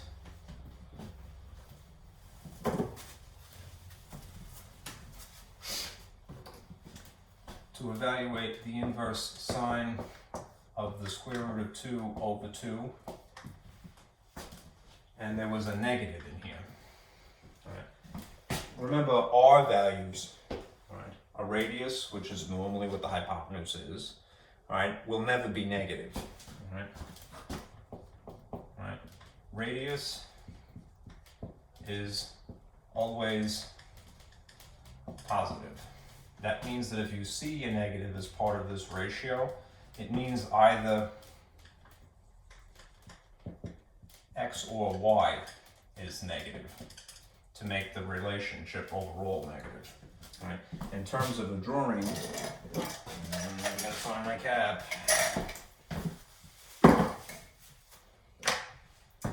In terms of a drawing, this would be the specifically oriented incarnation of the 45-45 right degree triangle.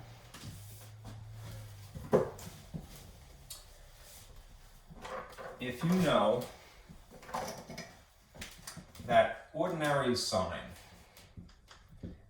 of theta, right, is opposite over hypotenuse, and in the context of it being, well, that's normally a y value, and this is normally an r value, on a coordinate plane, and it does help to draw a picture, a nice picture, this is where your triangle would be, where there is a negative y value. In theory, a negative y value would be from a triangle oriented like this in the fourth quadrant, or in theory, from a negative y value here in the third quadrant, because that's the only place where negative y's exist.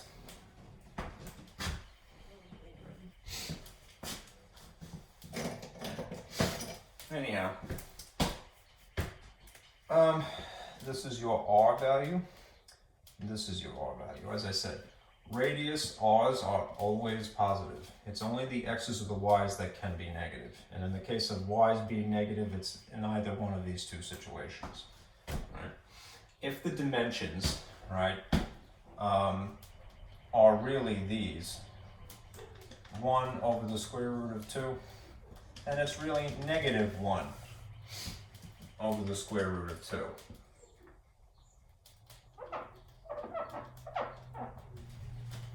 So you might have a negative 1 here or a negative 1 here in theory. They would have to specify the quadrant or give you an angle to begin with.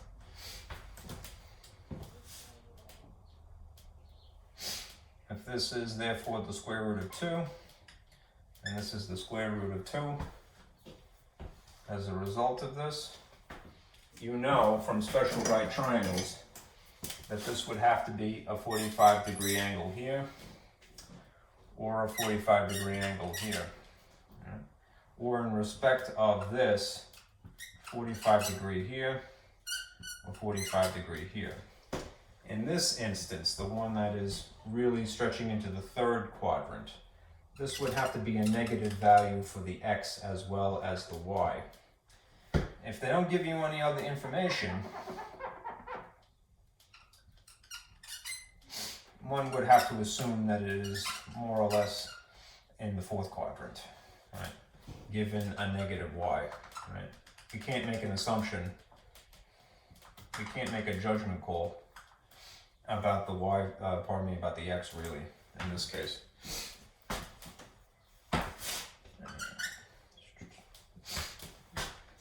Okay. So this picture would be referring to this. Right. And if they, unless they specify anything else, it could be that as well. Which means that as far as angles are concerned, right, you could simply say it's negative 45 if the whole point of this exercise is to get the angle. In the original problem, it was positive 45, because it was just positive values to begin with. Right. You could say that it is negative 45 in respect of standard form, and going now clockwise motion would be negative 45, or refer to what that is. It's 360 minus 45, which is what really? 315 degrees from this perspective. If you read from the line of 0 in the normal orientation, which is counterclockwise,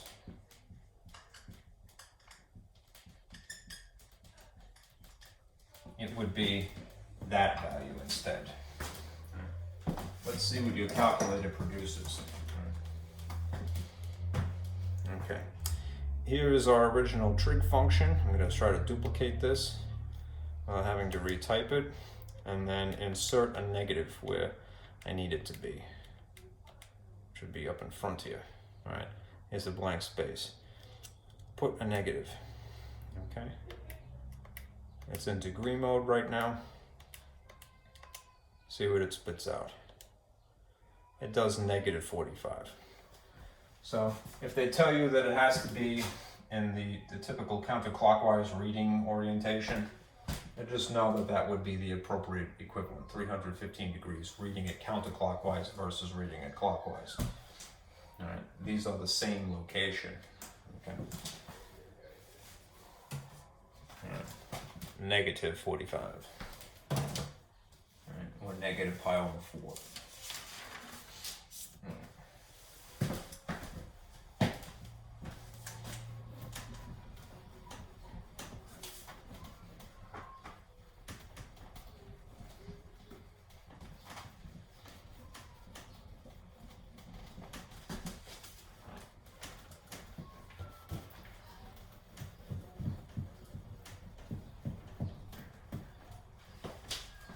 Time.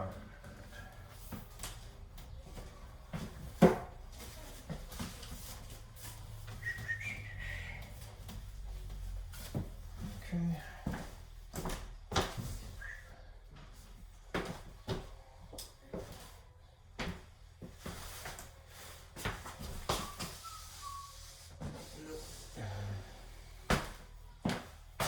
All right. Let's say your instructions are to solve the right triangle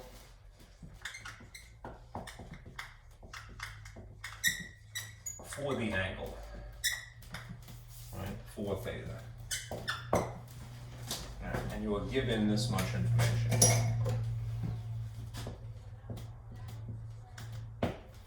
You're given a drawing. This is what I was alluding to initially when I started, where you're given just two dimensions,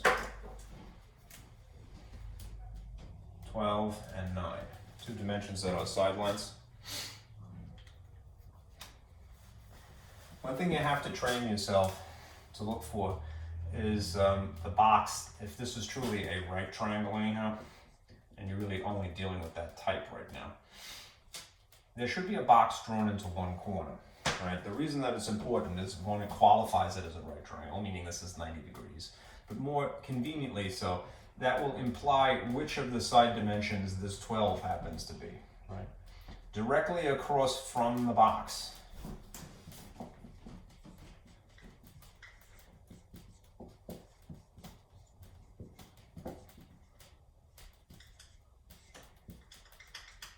That's simple. In this orientation, it would look like that.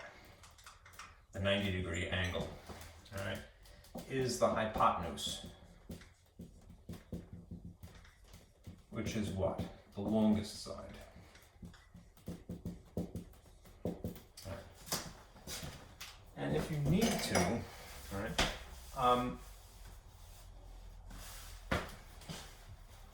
you could, if you wanted to, figure out what the side dimension is here via the Pythagorean Theorem. Or you could just, since you're looking for the angle really, just choose the appropriate trig function.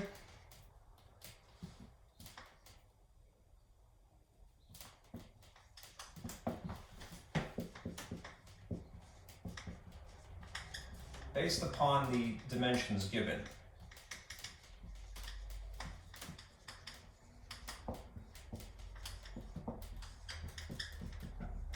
So for example, if you know that this is potentially with the angle, if it was given to you in the drawing, and this is the angle in question that you're looking for, right?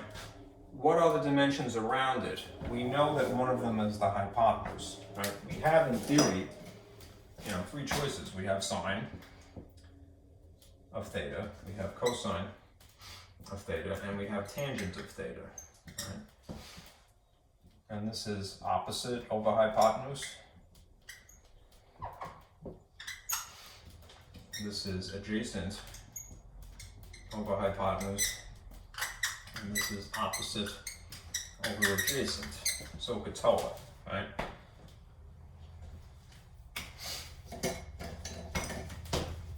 In respect of this angle, what is the dimension here? We already decided this is hypotenuse for sure, because it's across in the box. But is this opposite of the angle, the 9, or is it adjacent? It's adjacent, which means this is the trig function that we would choose, all right, in order to figure out this angle. And specifically, we're going to use the inverse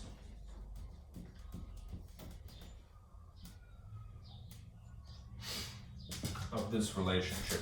Adjacent is 9, hypotenuse is 12.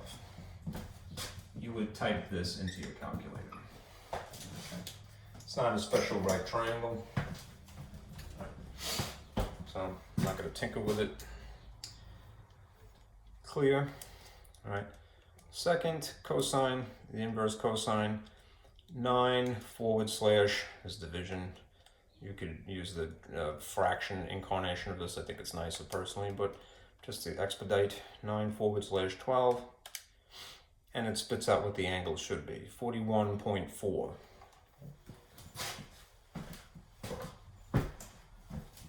Theta here is about 41 degrees, unless they tell you to round to some decimal place.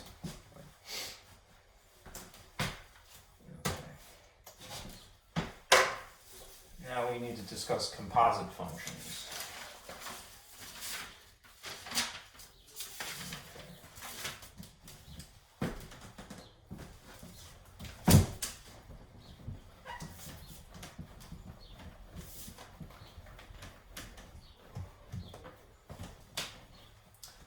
It's not too dark. Rough.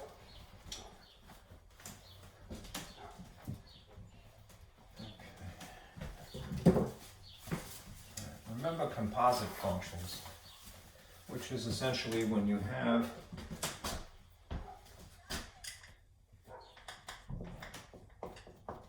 a function inside of a function. These are composites.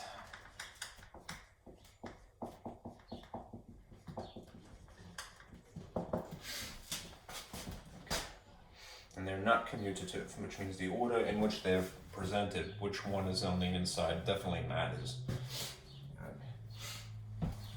Typically, you deal with the innermost first.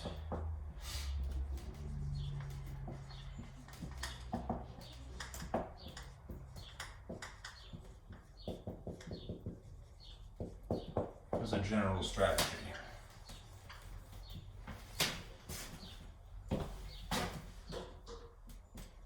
This is inside, one inside the other. Okay. Losing my stuff again.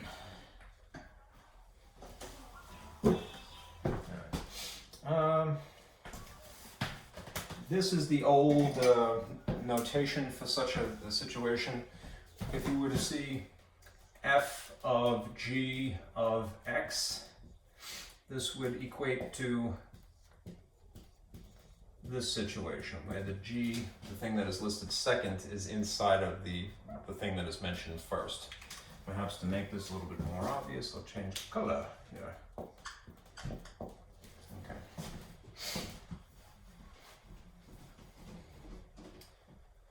Sometimes the textbook would do this instead. I like to do it this way. I think this is more obvious, that this is embedded inside of this. Right? In which case, again, I would deal with the innermost portion of this first. Right? But if you see an alternative form of it,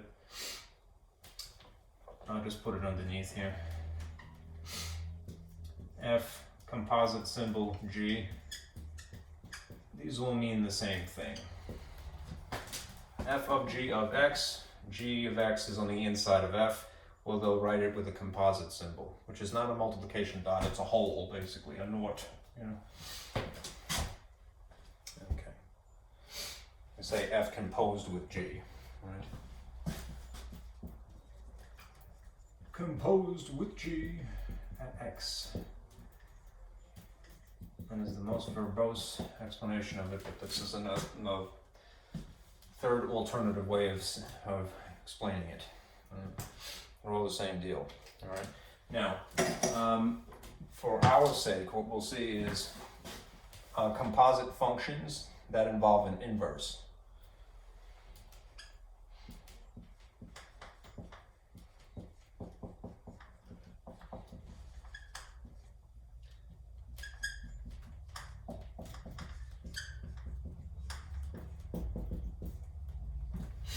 So you might see as an abbreviation the inverse function of f, right, of x. What does that mean? Right. It basically means this. If you took the inverse of the function, right, this being listed first or written first is the outermost function. This being written second is the innermost function, right? And x is what the variable input is in this case. Okay.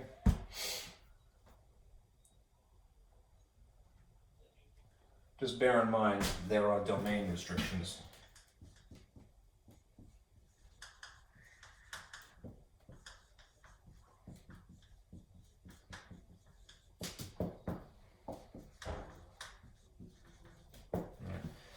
Because you're dealing with inverses.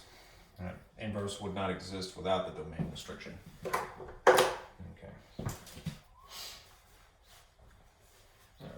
All right.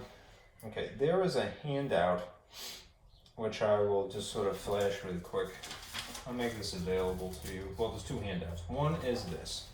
All right. This will be available. I did mention this, I think, maybe in chapter 7. All right. So if you want, you could print this out because it shows you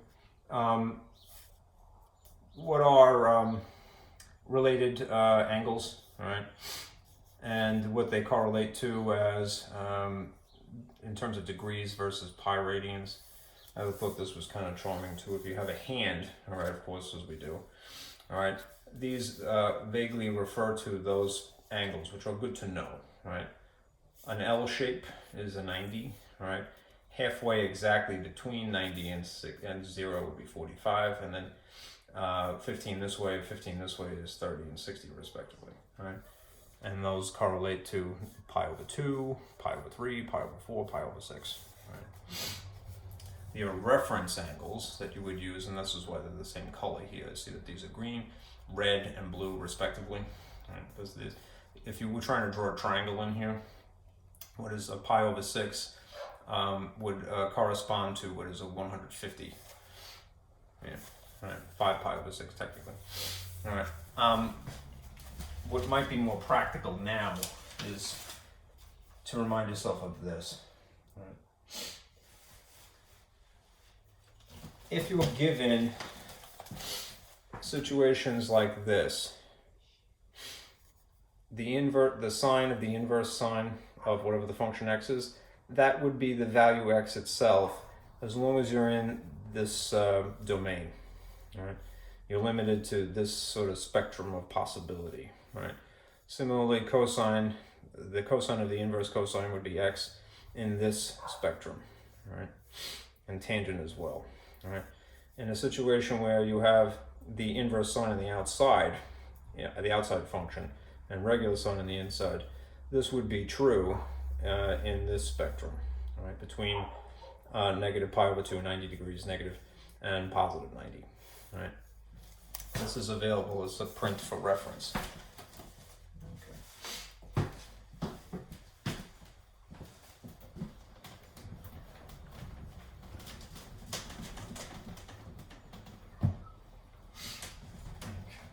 Problem. Get your feet wet.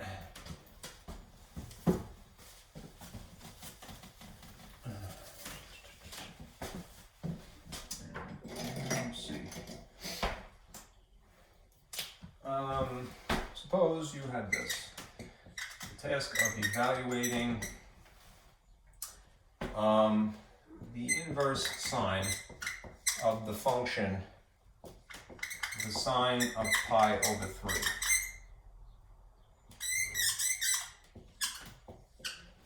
Notice which is the innermost. Okay.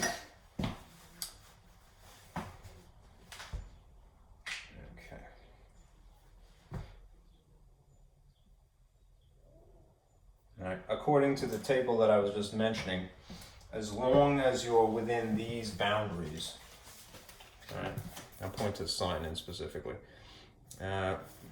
This is the bottom situation here. The inverse sine of the sine function, right? You could say that the value, the outcome of this is whatever the input value is here, pi over 3 in our case, as long as that value is in this spectrum, right? This is negative pi over 2, right? Which means that this is a negative 1.5, something like that. You may have to take into consideration, what is this as a decimal? Right. If it's pi over 2 is 3.14, divided by 3, right? Just to get an inkling of what this really equates to as a decimal, I'll show you. Is pi over 3, pi divided by 3, 3.14 essentially. Better to use this symbol here because you'll have more precision. 1.04, right? So if this is about 1.04, does that fit into this spectrum? Is this allowed? In the spectrum, I'm desperately trying not to say range, even though I believe it would be technically true. All right, because we're dealing with an inverse here.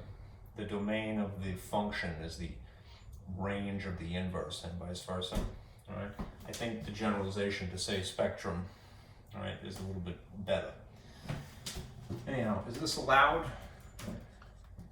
According to the handout, the value here would be the answer, right? The outcome of this problem, meaning this would be equal to pi over 3, right? If we're within this spectrum. So for this, it is your x value has to be in between negative 90 and positive 90, right? In terms of degrees. What are these as decimals? Well, this is about 1.6, if I round it to the 10th place, negative, and this is positive 1.6 approximately, right? The value that we have here, right, exists in between those, right? First of all, it's a positive, all right? Pi over 3 is something smaller than 1.6, but greater than negative 1.6. This is about equal to 1.04 if I want to go to the hundredths place. So this is legit, right? Our value is in the appropriate confines, right? So you can say that's the answer. Okay.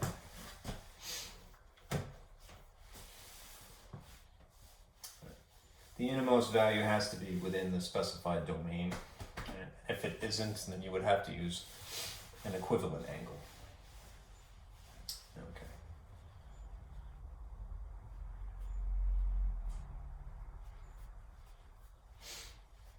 Okay. Let's see something like that.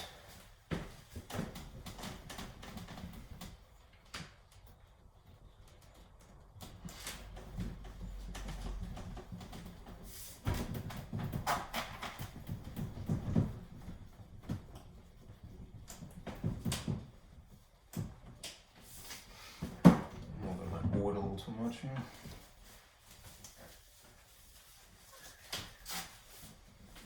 Suppose we have to evaluate this situation. The inverse sine of the sine of 2 pi over 3.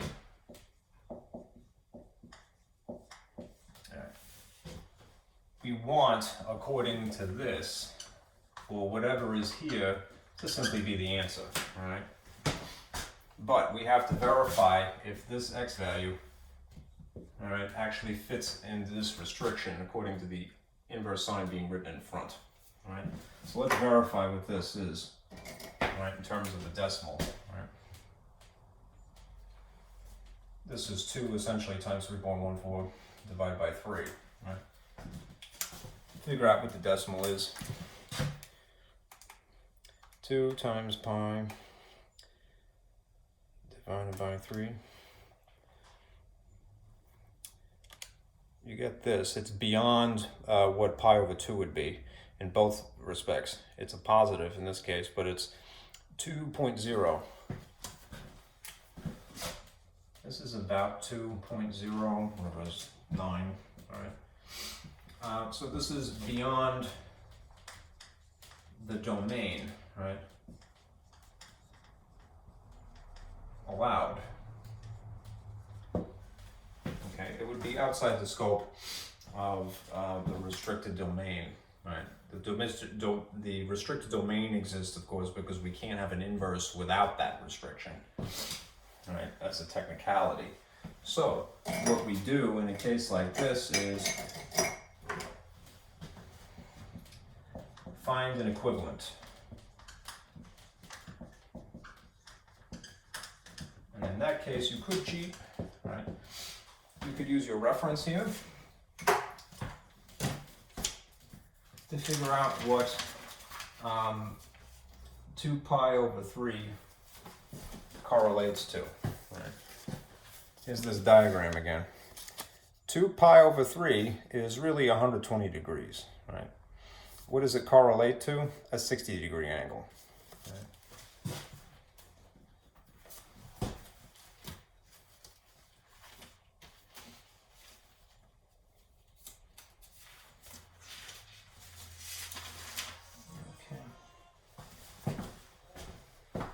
So if we substitute this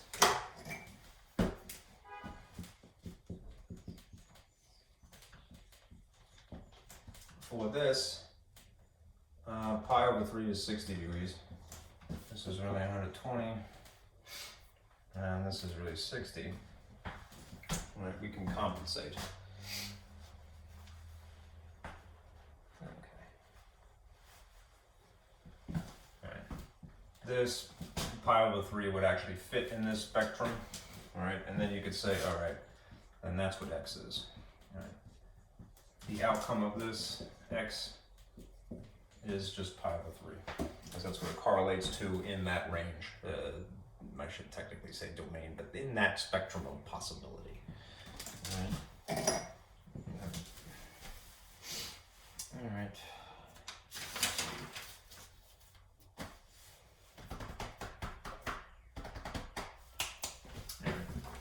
Here's another one.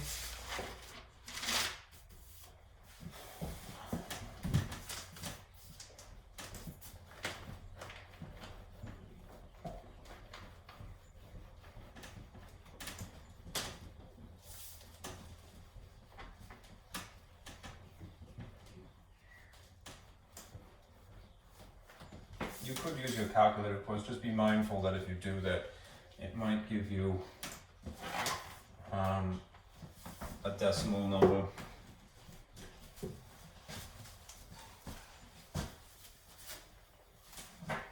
So like in the last case, let's see what happens if you type it in.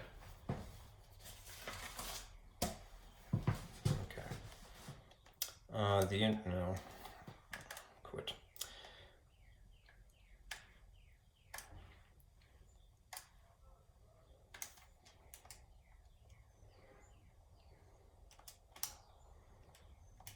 Okay, if you typed in the inverse sine of the sine of 2 pi over 3, let's see if it gives you 60 degrees.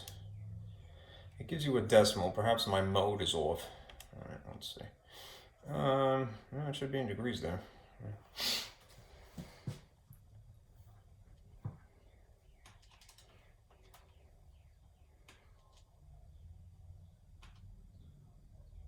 It's not going to give you a satisfying answer.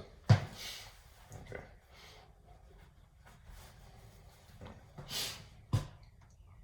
It's giving you, in this case,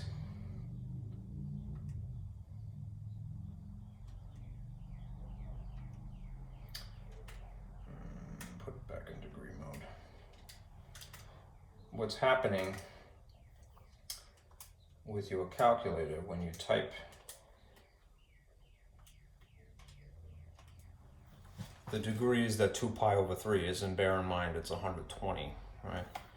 It's giving you the equivalent of 2 pi over 3, all right, as a decimal.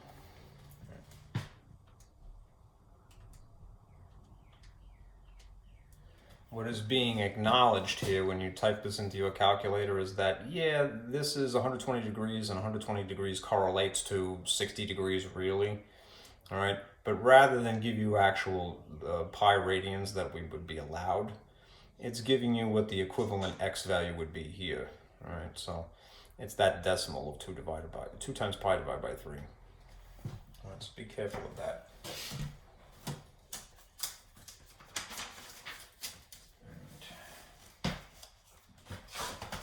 Let's do a problem where you can evaluate using special right triangles.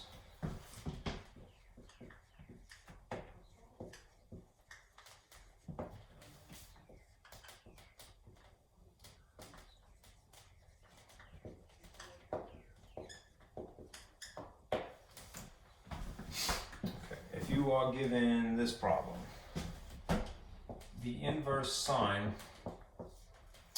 of the cosine of 13 pi over 6.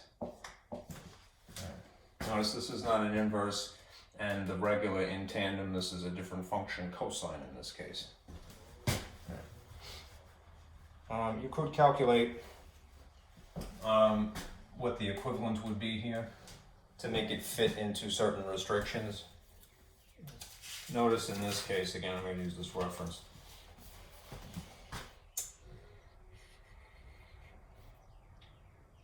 All right, I'm not going to specify. Okay.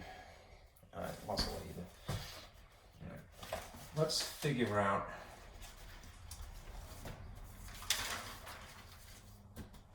where this really is. All right, 13 pi over 3. All right, I don't mind cheating, but if you notice on the diagram here, it only goes up to the fraction of 11 pi over 6. All right, so it would be out of luck if you had a situation like this, 13 pi over 6. All right, you could infer what the extra amount would be, but let's just not guess. All right, let's calculate. All right, where is this in terms of degrees? There's two ways you can go about it. You could either subtract, all right, from 2 pi, all right, add from 2 pi, all right, or the equivalent of that, which in this case, if this is a denominator of 6, all right, this is really 12 pi over 6. All right. What's the difference of 13 pi over 6 minus the equivalent of 2 pi, 360 degrees. 360 degrees. And the reason I'm going with 12 is because 12 divided by 6 is 2, really. All right. This is 1 extra pi over 6, and pi over 6 is really what? All right, 30 degrees. All right. All right. Once you get it into one of the more or less normal pi radians, all right, by subtracting in this case from 360 to pi, all right, you could use your reference, right, Where's pi over 6? It's 30, all right? Why is that? Because it's dividing by 180 over the convenient conversion factor of 180 over pi. Rigging it this way with 180 on top, cross cancels this, all right? And then you have 180 degrees divided by 6, which is just 30 degrees, if you're going to go that route. If you're doing the calculation or if you're using a reference, right? Just realize that you have to subtract from 2 pi, right? Because that's 360, that's the complete circle, right? To figure out where is this actually, all right? That means that you really have this situation.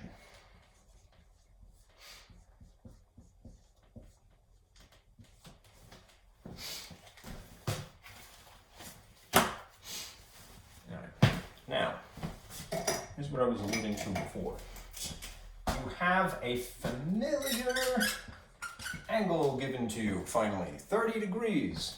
So we could incorporate our special right triangle relationships. I recognize that 30 from this specific right triangle, the 30, 60, 90. And the sides correlate as such. Along the edge of the 30 is the square root of 3. Along the edge of the 60 is 1, and the hypotenuse is 2. So if I'm dealing with cosine, you want to deal with the innermost first, we could figure out what this relationship is. All right. Cosine is adjacent over hypotenuse, according to SOHCAHTOA. What is adjacent to 30? Pi over 6. So what does this really relate to as an angle relation, pardon me, a ratio? It's going to be adjacent, so it's going to be square root of 3. All right. Over the hypotenuse of 2. Okay. There's still this inverse sine here. All right. Sine is referring to the same triangle, all right, with these dimensions, but with the alternative ratio.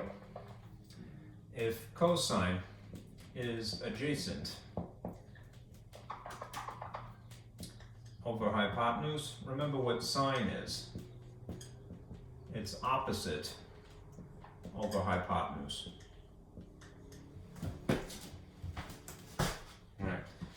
Now remember, when you have an inverse like this, the outcome here is an angle. All right. This gives inverses gives an angle. What is the angle given this ratio? All right. Using these particular dimensions, right? This is essentially saying what's the opposite of square root of 3? The opposite of the square root of 3 is the 60-degree angle, all right, over the hypotenuse. So if this is square root of 3, because that's what's really sitting on the inside here, right, and the hypotenuse is still 2, what is the angle that is opposite of that? It's actually the 60 in this case. That's the 60-degree angle. Okay. It's a little bit of finagling. So here, we'll verify with your calculator. And again, if you want to get it in degree mode, shift it. It's in degree mode now, all right, and type it as such. All right, the inverse sine of the cosine of, you might be able to get away with doing this, we'll see. It might just give you the decimal, which stinks. I'm going to try it that way first. 13 pi over 6. All right, and you see what happens. that's not quite correct. No. The inverse sine of the cosine of 30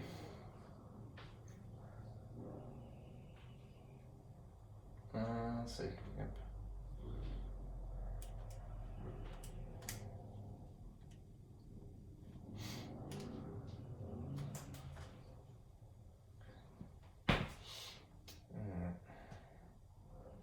I got to do it all three ways just to show you what the issue is.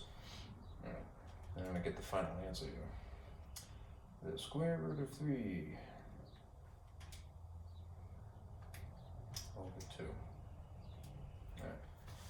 I'm going to purposely obscure the top stuff that I wrote here.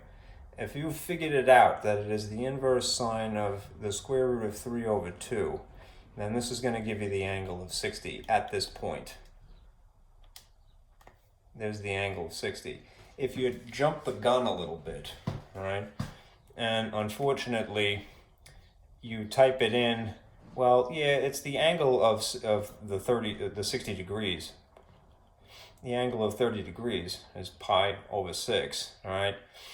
It's going to give you a false reading here, all right? And even worse still, if you went back and just entered this as 13 pi over 2, right? Even though these equivalents are correct as you work them out, right? Just going for your calculator and typing this in is not giving you the result, right? It's possible maybe that it understands the pi symbol in this mode, right, as being 3.14, right? Let me try that just to prove a point, right?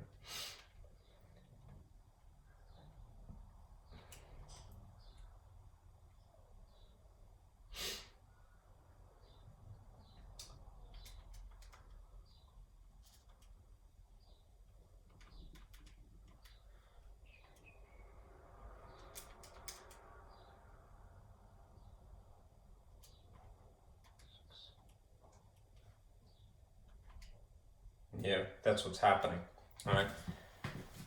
If you, instead of using a pi symbol, entered the decimal of 3.14, I don't want to type all those digits, but, you know, just scroll over here. The original inverse sine of the cosine of pi over 6, which is what we determined 13 pi over 6 really correlates to, all right? It's doing the calculation using this decimal, 3.14, up here.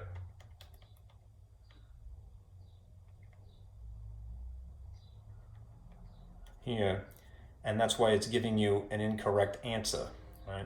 The bottom line is that if you want your answer in degree mode, right, set it to degree mode, but then go through the motions, right, and get it down to what the ratios would be, right, for a 30-degree angle, okay?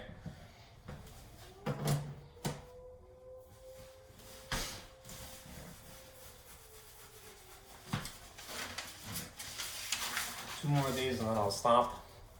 I'm just trying to cover all bases here.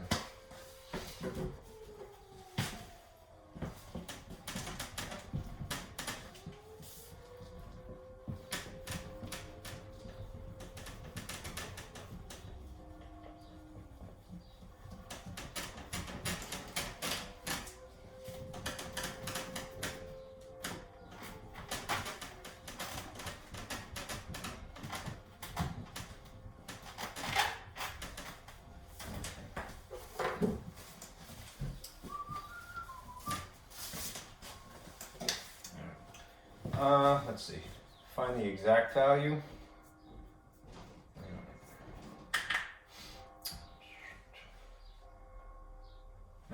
If you have, I'm going to try to get an exact value here. Value spelled correctly would be UE. Okay. Employing any special right triangle relationships, and also potentially the Pythagorean Theorem. Right, so if you know a squared plus b squared equals c squared,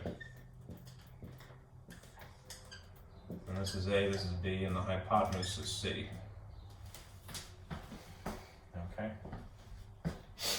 There is similarly a Pythagorean identity worthy of mention.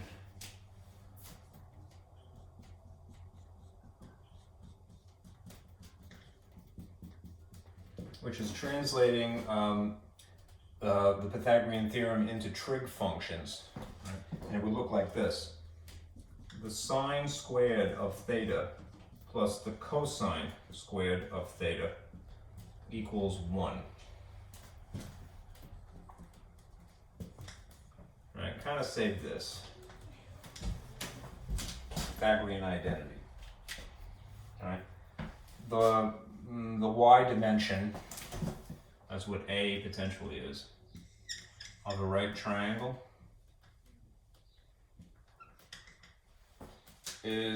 comes from sine. All right. And if it happens to be A squared, then this is how you would write sine squared. This is actually an exponent in this case. It's not function notation, like inverse is -1. This is an actual exponent of 2. All right. It's not going to hurt if you wrote it like that instead. All right. But more often, you see it written like this. Cosine, which would be the x dimension, that's b under normal circumstances. All right. The x dimension comes from cosine. All right.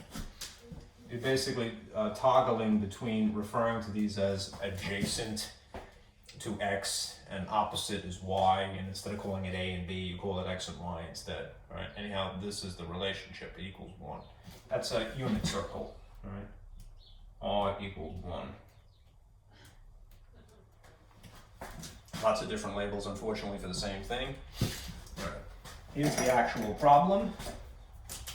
Suppose you had to evaluate the sine, and this is not an inverse on the outside, but an inverse cosine on the inside. Right. Again, let's figure out what this correlates to as an angle. Right. If this is an inverse, this is going to be an angle. And we'll figure out what the angle would be given these dimensions.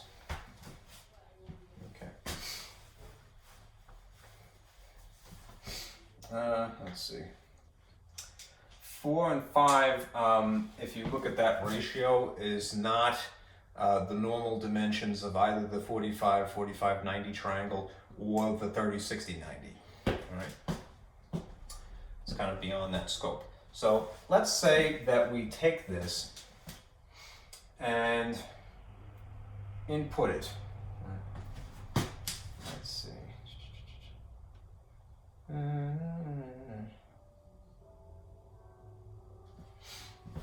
If this is given to you as the inverse cosine, then what you could take from this is that the cosine of theta would be equal to that angle relationship, the guts here. Given this, yes, it is an angle, but this would be the normal orientation you would get as a result. Right? You could take that 4/5 and basically insert it in here. Just remember to square it as an afterthought. All right? And then follow the work. All right, let's see what you get. All right. You would get the sine squared of theta plus 4 squared is 16. 5 squared is 16 over 25. And this would be, according to the formula, equal to 1. All right? If you're going to rearrange this now, all right, as if you were solving a normal equation, you would justify moving the fraction of 16 over 25 by subtracting.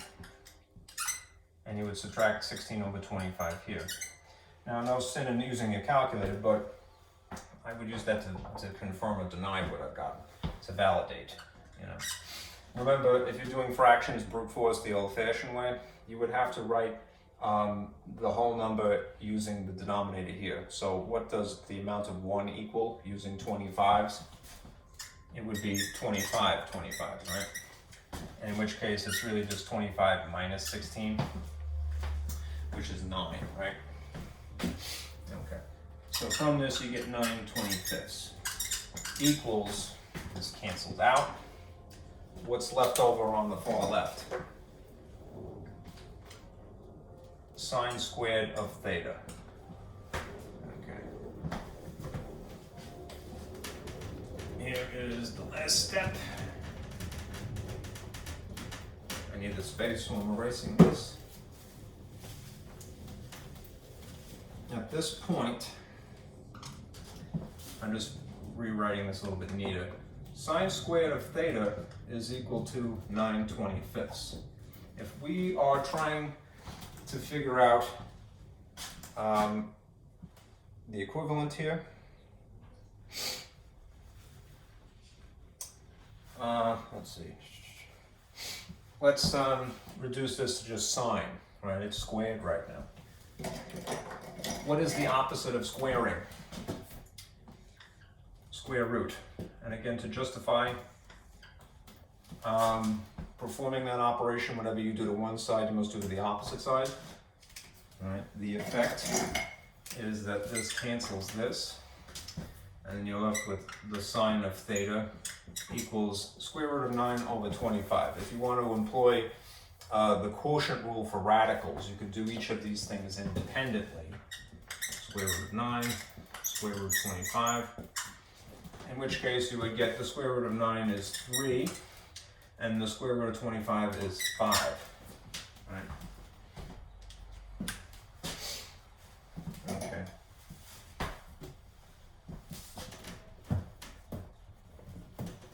If you now reduce to this,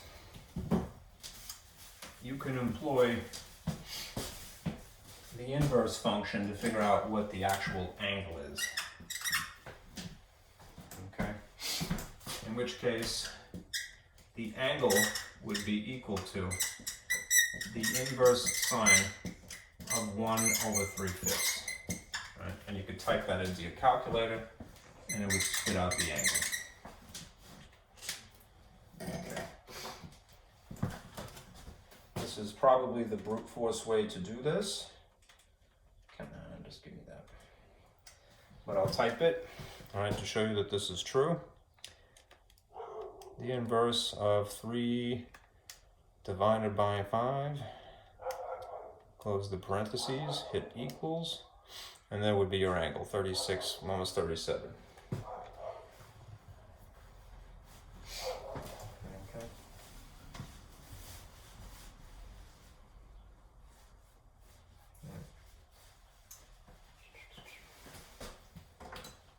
About equal to 37 degrees, something like that. All right. That's if you're looking for the angle. This is really where you would probably stop at this point, because if it's the if it's just the sine of whatever the angle is here, then it's the ratio that you're looking, right? But you could prove as an amplitude that this is 37 degrees. Right. If you employ good old-fashioned Pythagorean theorem, you could kind of skip this. Right. If you employ good old-fashioned Pythagorean theorem, and you know that this is, say that the angle is here, the cosine of the angle would be the the adjacent over the hypotenuse. All right, and if it's 4/5 to start with, and this is 5 here, and adjacent would be 4 here, you could figure out using traditional, I'm assuming this is B, and this is A, and this is C, what the dimension is here without going through the rigmarole, right? There's more than one way to skin a cat, you know, which is a horrible thought, but it's true, more than one way to do something, right? And the traditional method might be more practical. Okay, so let's say that you insert those values. As long as you have it oriented like so, here's 5, B would be 4, and then you have a squared plus 16 is equal to 25, and then you subtract 16 from both sides, and you end up with this. You get a squared is equal to 9 again. All right, which means that if you went the whole 9 yards, I keep dropping it. A lot of space here. And took the square root to cancel out the square here, and took the square root, and you got 3 here. Then you have a complete triangle, right? And at this point, right, as long as you understand what the end result will be,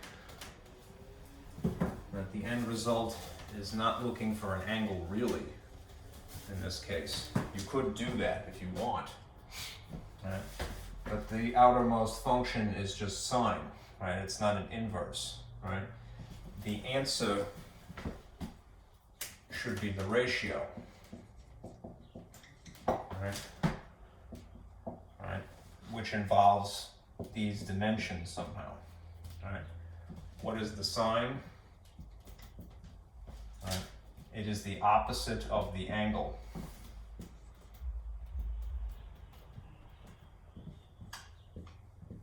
What is the hypotenuse? It is 5. Okay. So what should the relationship be? That's the answer, 3/5. Okay. This is the answer. Okay. A little overkill, all right, but the Pythagorean identity is something that was going to come up again. Right, and if nothing else, you realize now you could do it 2 ways. And you could ultimately get the angle one way or another, but if you read this as a regular trig function on the outside, you're going to get a ratio as an answer. If you see that you have an inverse on the outside, then you're going to get an actual angle as an answer. Okay. Okay. Here's the last one. Okay.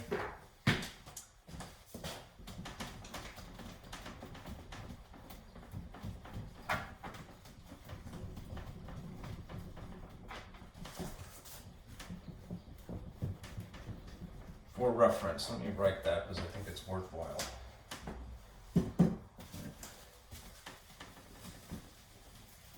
So you know what you're looking for. A little thought aloud here. If it's a regular trig on the outside, right, the answer is a fraction.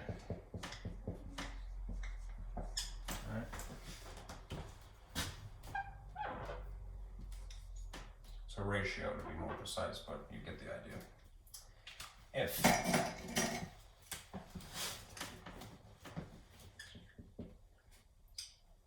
you have an inverse on the outside, right, then the answer is going to be an angle.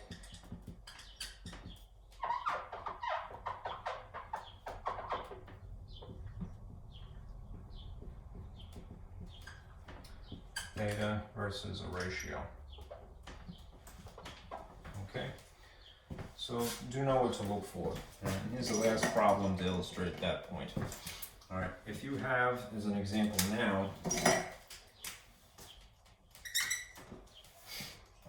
the sine of the inverse tangent of 7/4.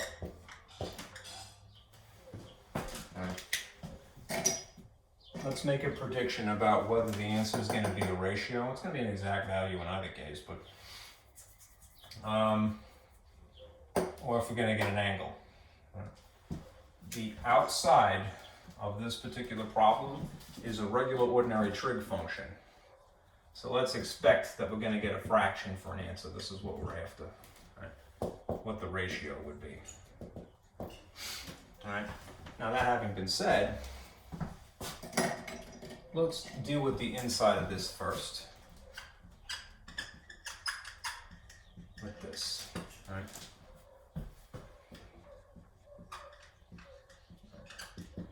Okay. If this is an inverse, then this represents an angle by itself, right? And essentially what we have here is that the tangent of theta is equal to 7 over 4. All right, this is the inverse notation. This is what it correlates to. All right, if this is involving a right triangle, then one would have to assume that. Then let's see what we get here. No using Pythagorean identity in this case, all right, as an alternative, because we have a tangent here, and the Pythagorean identity only involves sine and cosine, so that would definitely be overkill. All right. Let's start with something oriented like this. All right, a right triangle, and here's the box. Okay. Remember SOHCAHTOA, right? What does tangent represent as a ratio? It's sine over cosine ultimately, so what does that reduce to? Opposite over adjacent. This is opposite, and this is adjacent.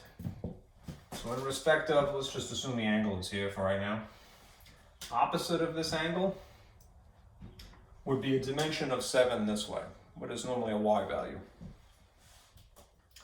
and an x value. And adjacent would be adjacent this way, because it's not the hypotenuse. That means the hypotenuse, the c value, right, is what is the unknown, right? If we're ultimately going to figure out what sine is, we know that sine involves the hypotenuse, so we're going to have to figure out what that is. And we might as well go ahead and use the Pythagorean Theorem. Spare ourselves a lot of trouble. So here's a squared plus b squared equals c squared, the Pythagorean Theorem.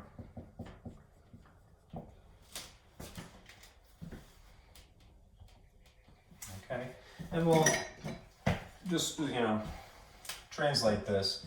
Let's call this A and call this B. The only thing that is non-negotiable is that the C has to be the hypotenuse. These two things could be either or. So because I decided A is 7, I'm going to put 7 here.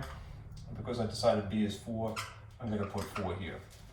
All right. That makes this 49 plus 16 is equal to C squared. If you added these, what would you get? 15, 65. You would get c squared is equal to 65. Right? If you solve for c, you're not going to get a nice answer. You're going to get an irrational number because it comes from the square root, cancellation effect. But if you can't reduce this to something less complicated than the square root of 65, leave it alone, right? In other words, if this is factorable into maybe some number times a second number, one of them ideally being a perfect square. I'll put this over here. If you can get this to be a perfect square root, and then maybe some leftover, then do so. Right? It will preserve all of the decimal of infinity, and if not, just leave it alone. I think we're going to get stuck with it. If you considered factors of 65, right, it's divisible by 5, so 5 is definitely one of its factors. All right, but the other factor, right, of 65, if I went with 5, and that would be the leftover here, would be 13, I want to say. 13 is not a perfect square. It's not going to work. You could try to explore the other factors, but I want to say it has few and far between. All right, it doesn't have 2. All right, therefore it doesn't have 6. All right, if you tried 3, 3 would not work either. All right, 4 doesn't work. All right, you're pretty much stuck with this for your C value. 65 stinks. All right. But it is what it is. We figured it out. So now what we could do is get to the answer by just considering what sine is. If sine is going to be a fraction indeed, but the fraction is opposite over hypotenuse, we have all of the information without overcomplicating it. All right? Just use the dimensions that you have identified now. All right, opposite of the angle is still 7. Right? So we have 7 up here above the line, and the hypotenuse, now that we have calculated, is going to be the square root of 65. Just bear in mind, there is one last little tweak. Even though this is the answer,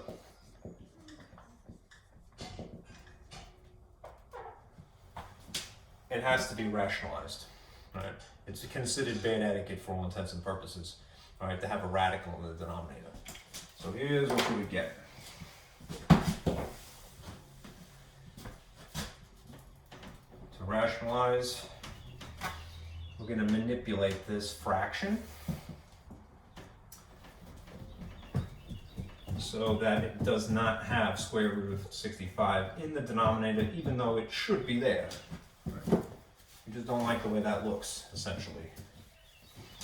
So, if you have 7 over the square root of 65, and you need to rationalize the denominator, this is basically making an equivalent. Multiply by a convenient ratio of 1. Multiplying anything by 1 is not going to change the value. It will preserve the value of this. But if we disguise the ratio of 1 to basically be whatever the denominator is sitting on top of itself, this still equals 1, it's going to manipulate the appearance of this. Top times top is 7 square root of 65. Square root of 65 times itself is the square root of 65 squared. They're opposite operations. This is strategically done because this cancels this, right? And that means that your answer is this. 7 times the square root of 65 over 65. Right? If you attempted to do this with your calculator, there's no sin in doing that, but I would use it as an afterthought, all right, to validate your assumptions, right? Here's what would happen if you typed sine the inverse tangent of 7 over 4.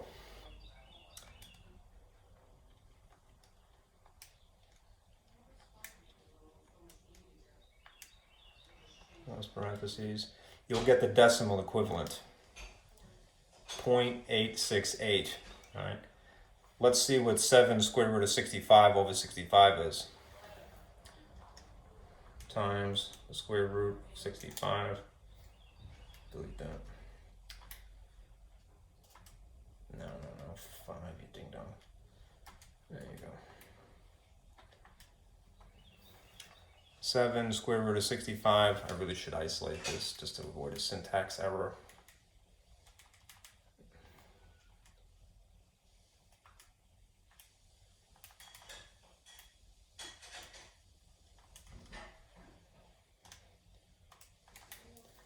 I took the time to put a parentheses here to identify this as a numerator, just because sometimes you get a syntax error, and this is dividing by just the bottom here. That's the same decimal. Now, if, again, you use your calculator, no sin in doing that, right? The unfortunate thing is that it's going to give you the decimal if you just jump the gun and type this, right? It's not going to give you the ratio that it should equate to. It'll give you whatever the decimal is, right? When they say that they want an exact answer, they're referring to basically this being somehow involving potentially an irrational number, an infinitely stretching decimal, which means that even though this is kind of expected, a decimal that stretches 10 decimal places, whatever, it isn't exact, right? It's a very highly precise decimal that ultimately is rounded on the end. It chops off infinity, so it's not exact, all right? Our answer, even though it's much more painstaking, all right, is an exact answer. Okay? Because we didn't use a decimal here. Okay. All right. This last question, all right, is probably more or less the normal type of problem that you would see, right? So you're going to use the Pythagorean Theorem. But again, do yourself the favor of memorizing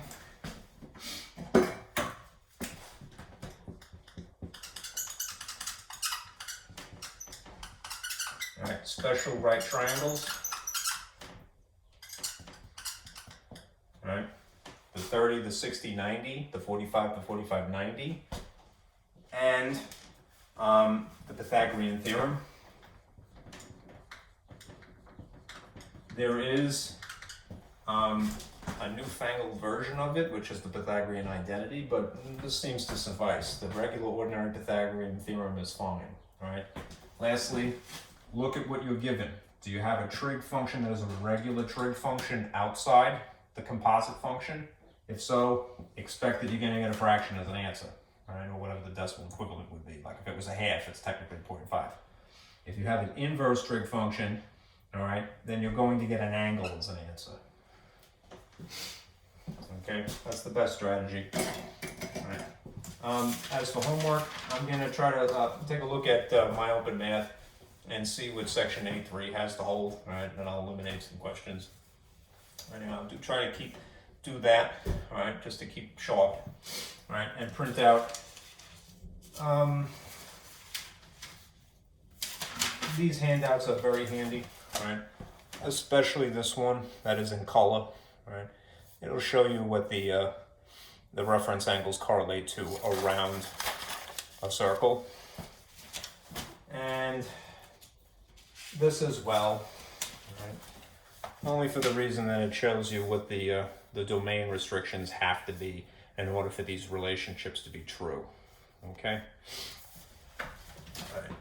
Thank you, guys. I'll see you on Thursday.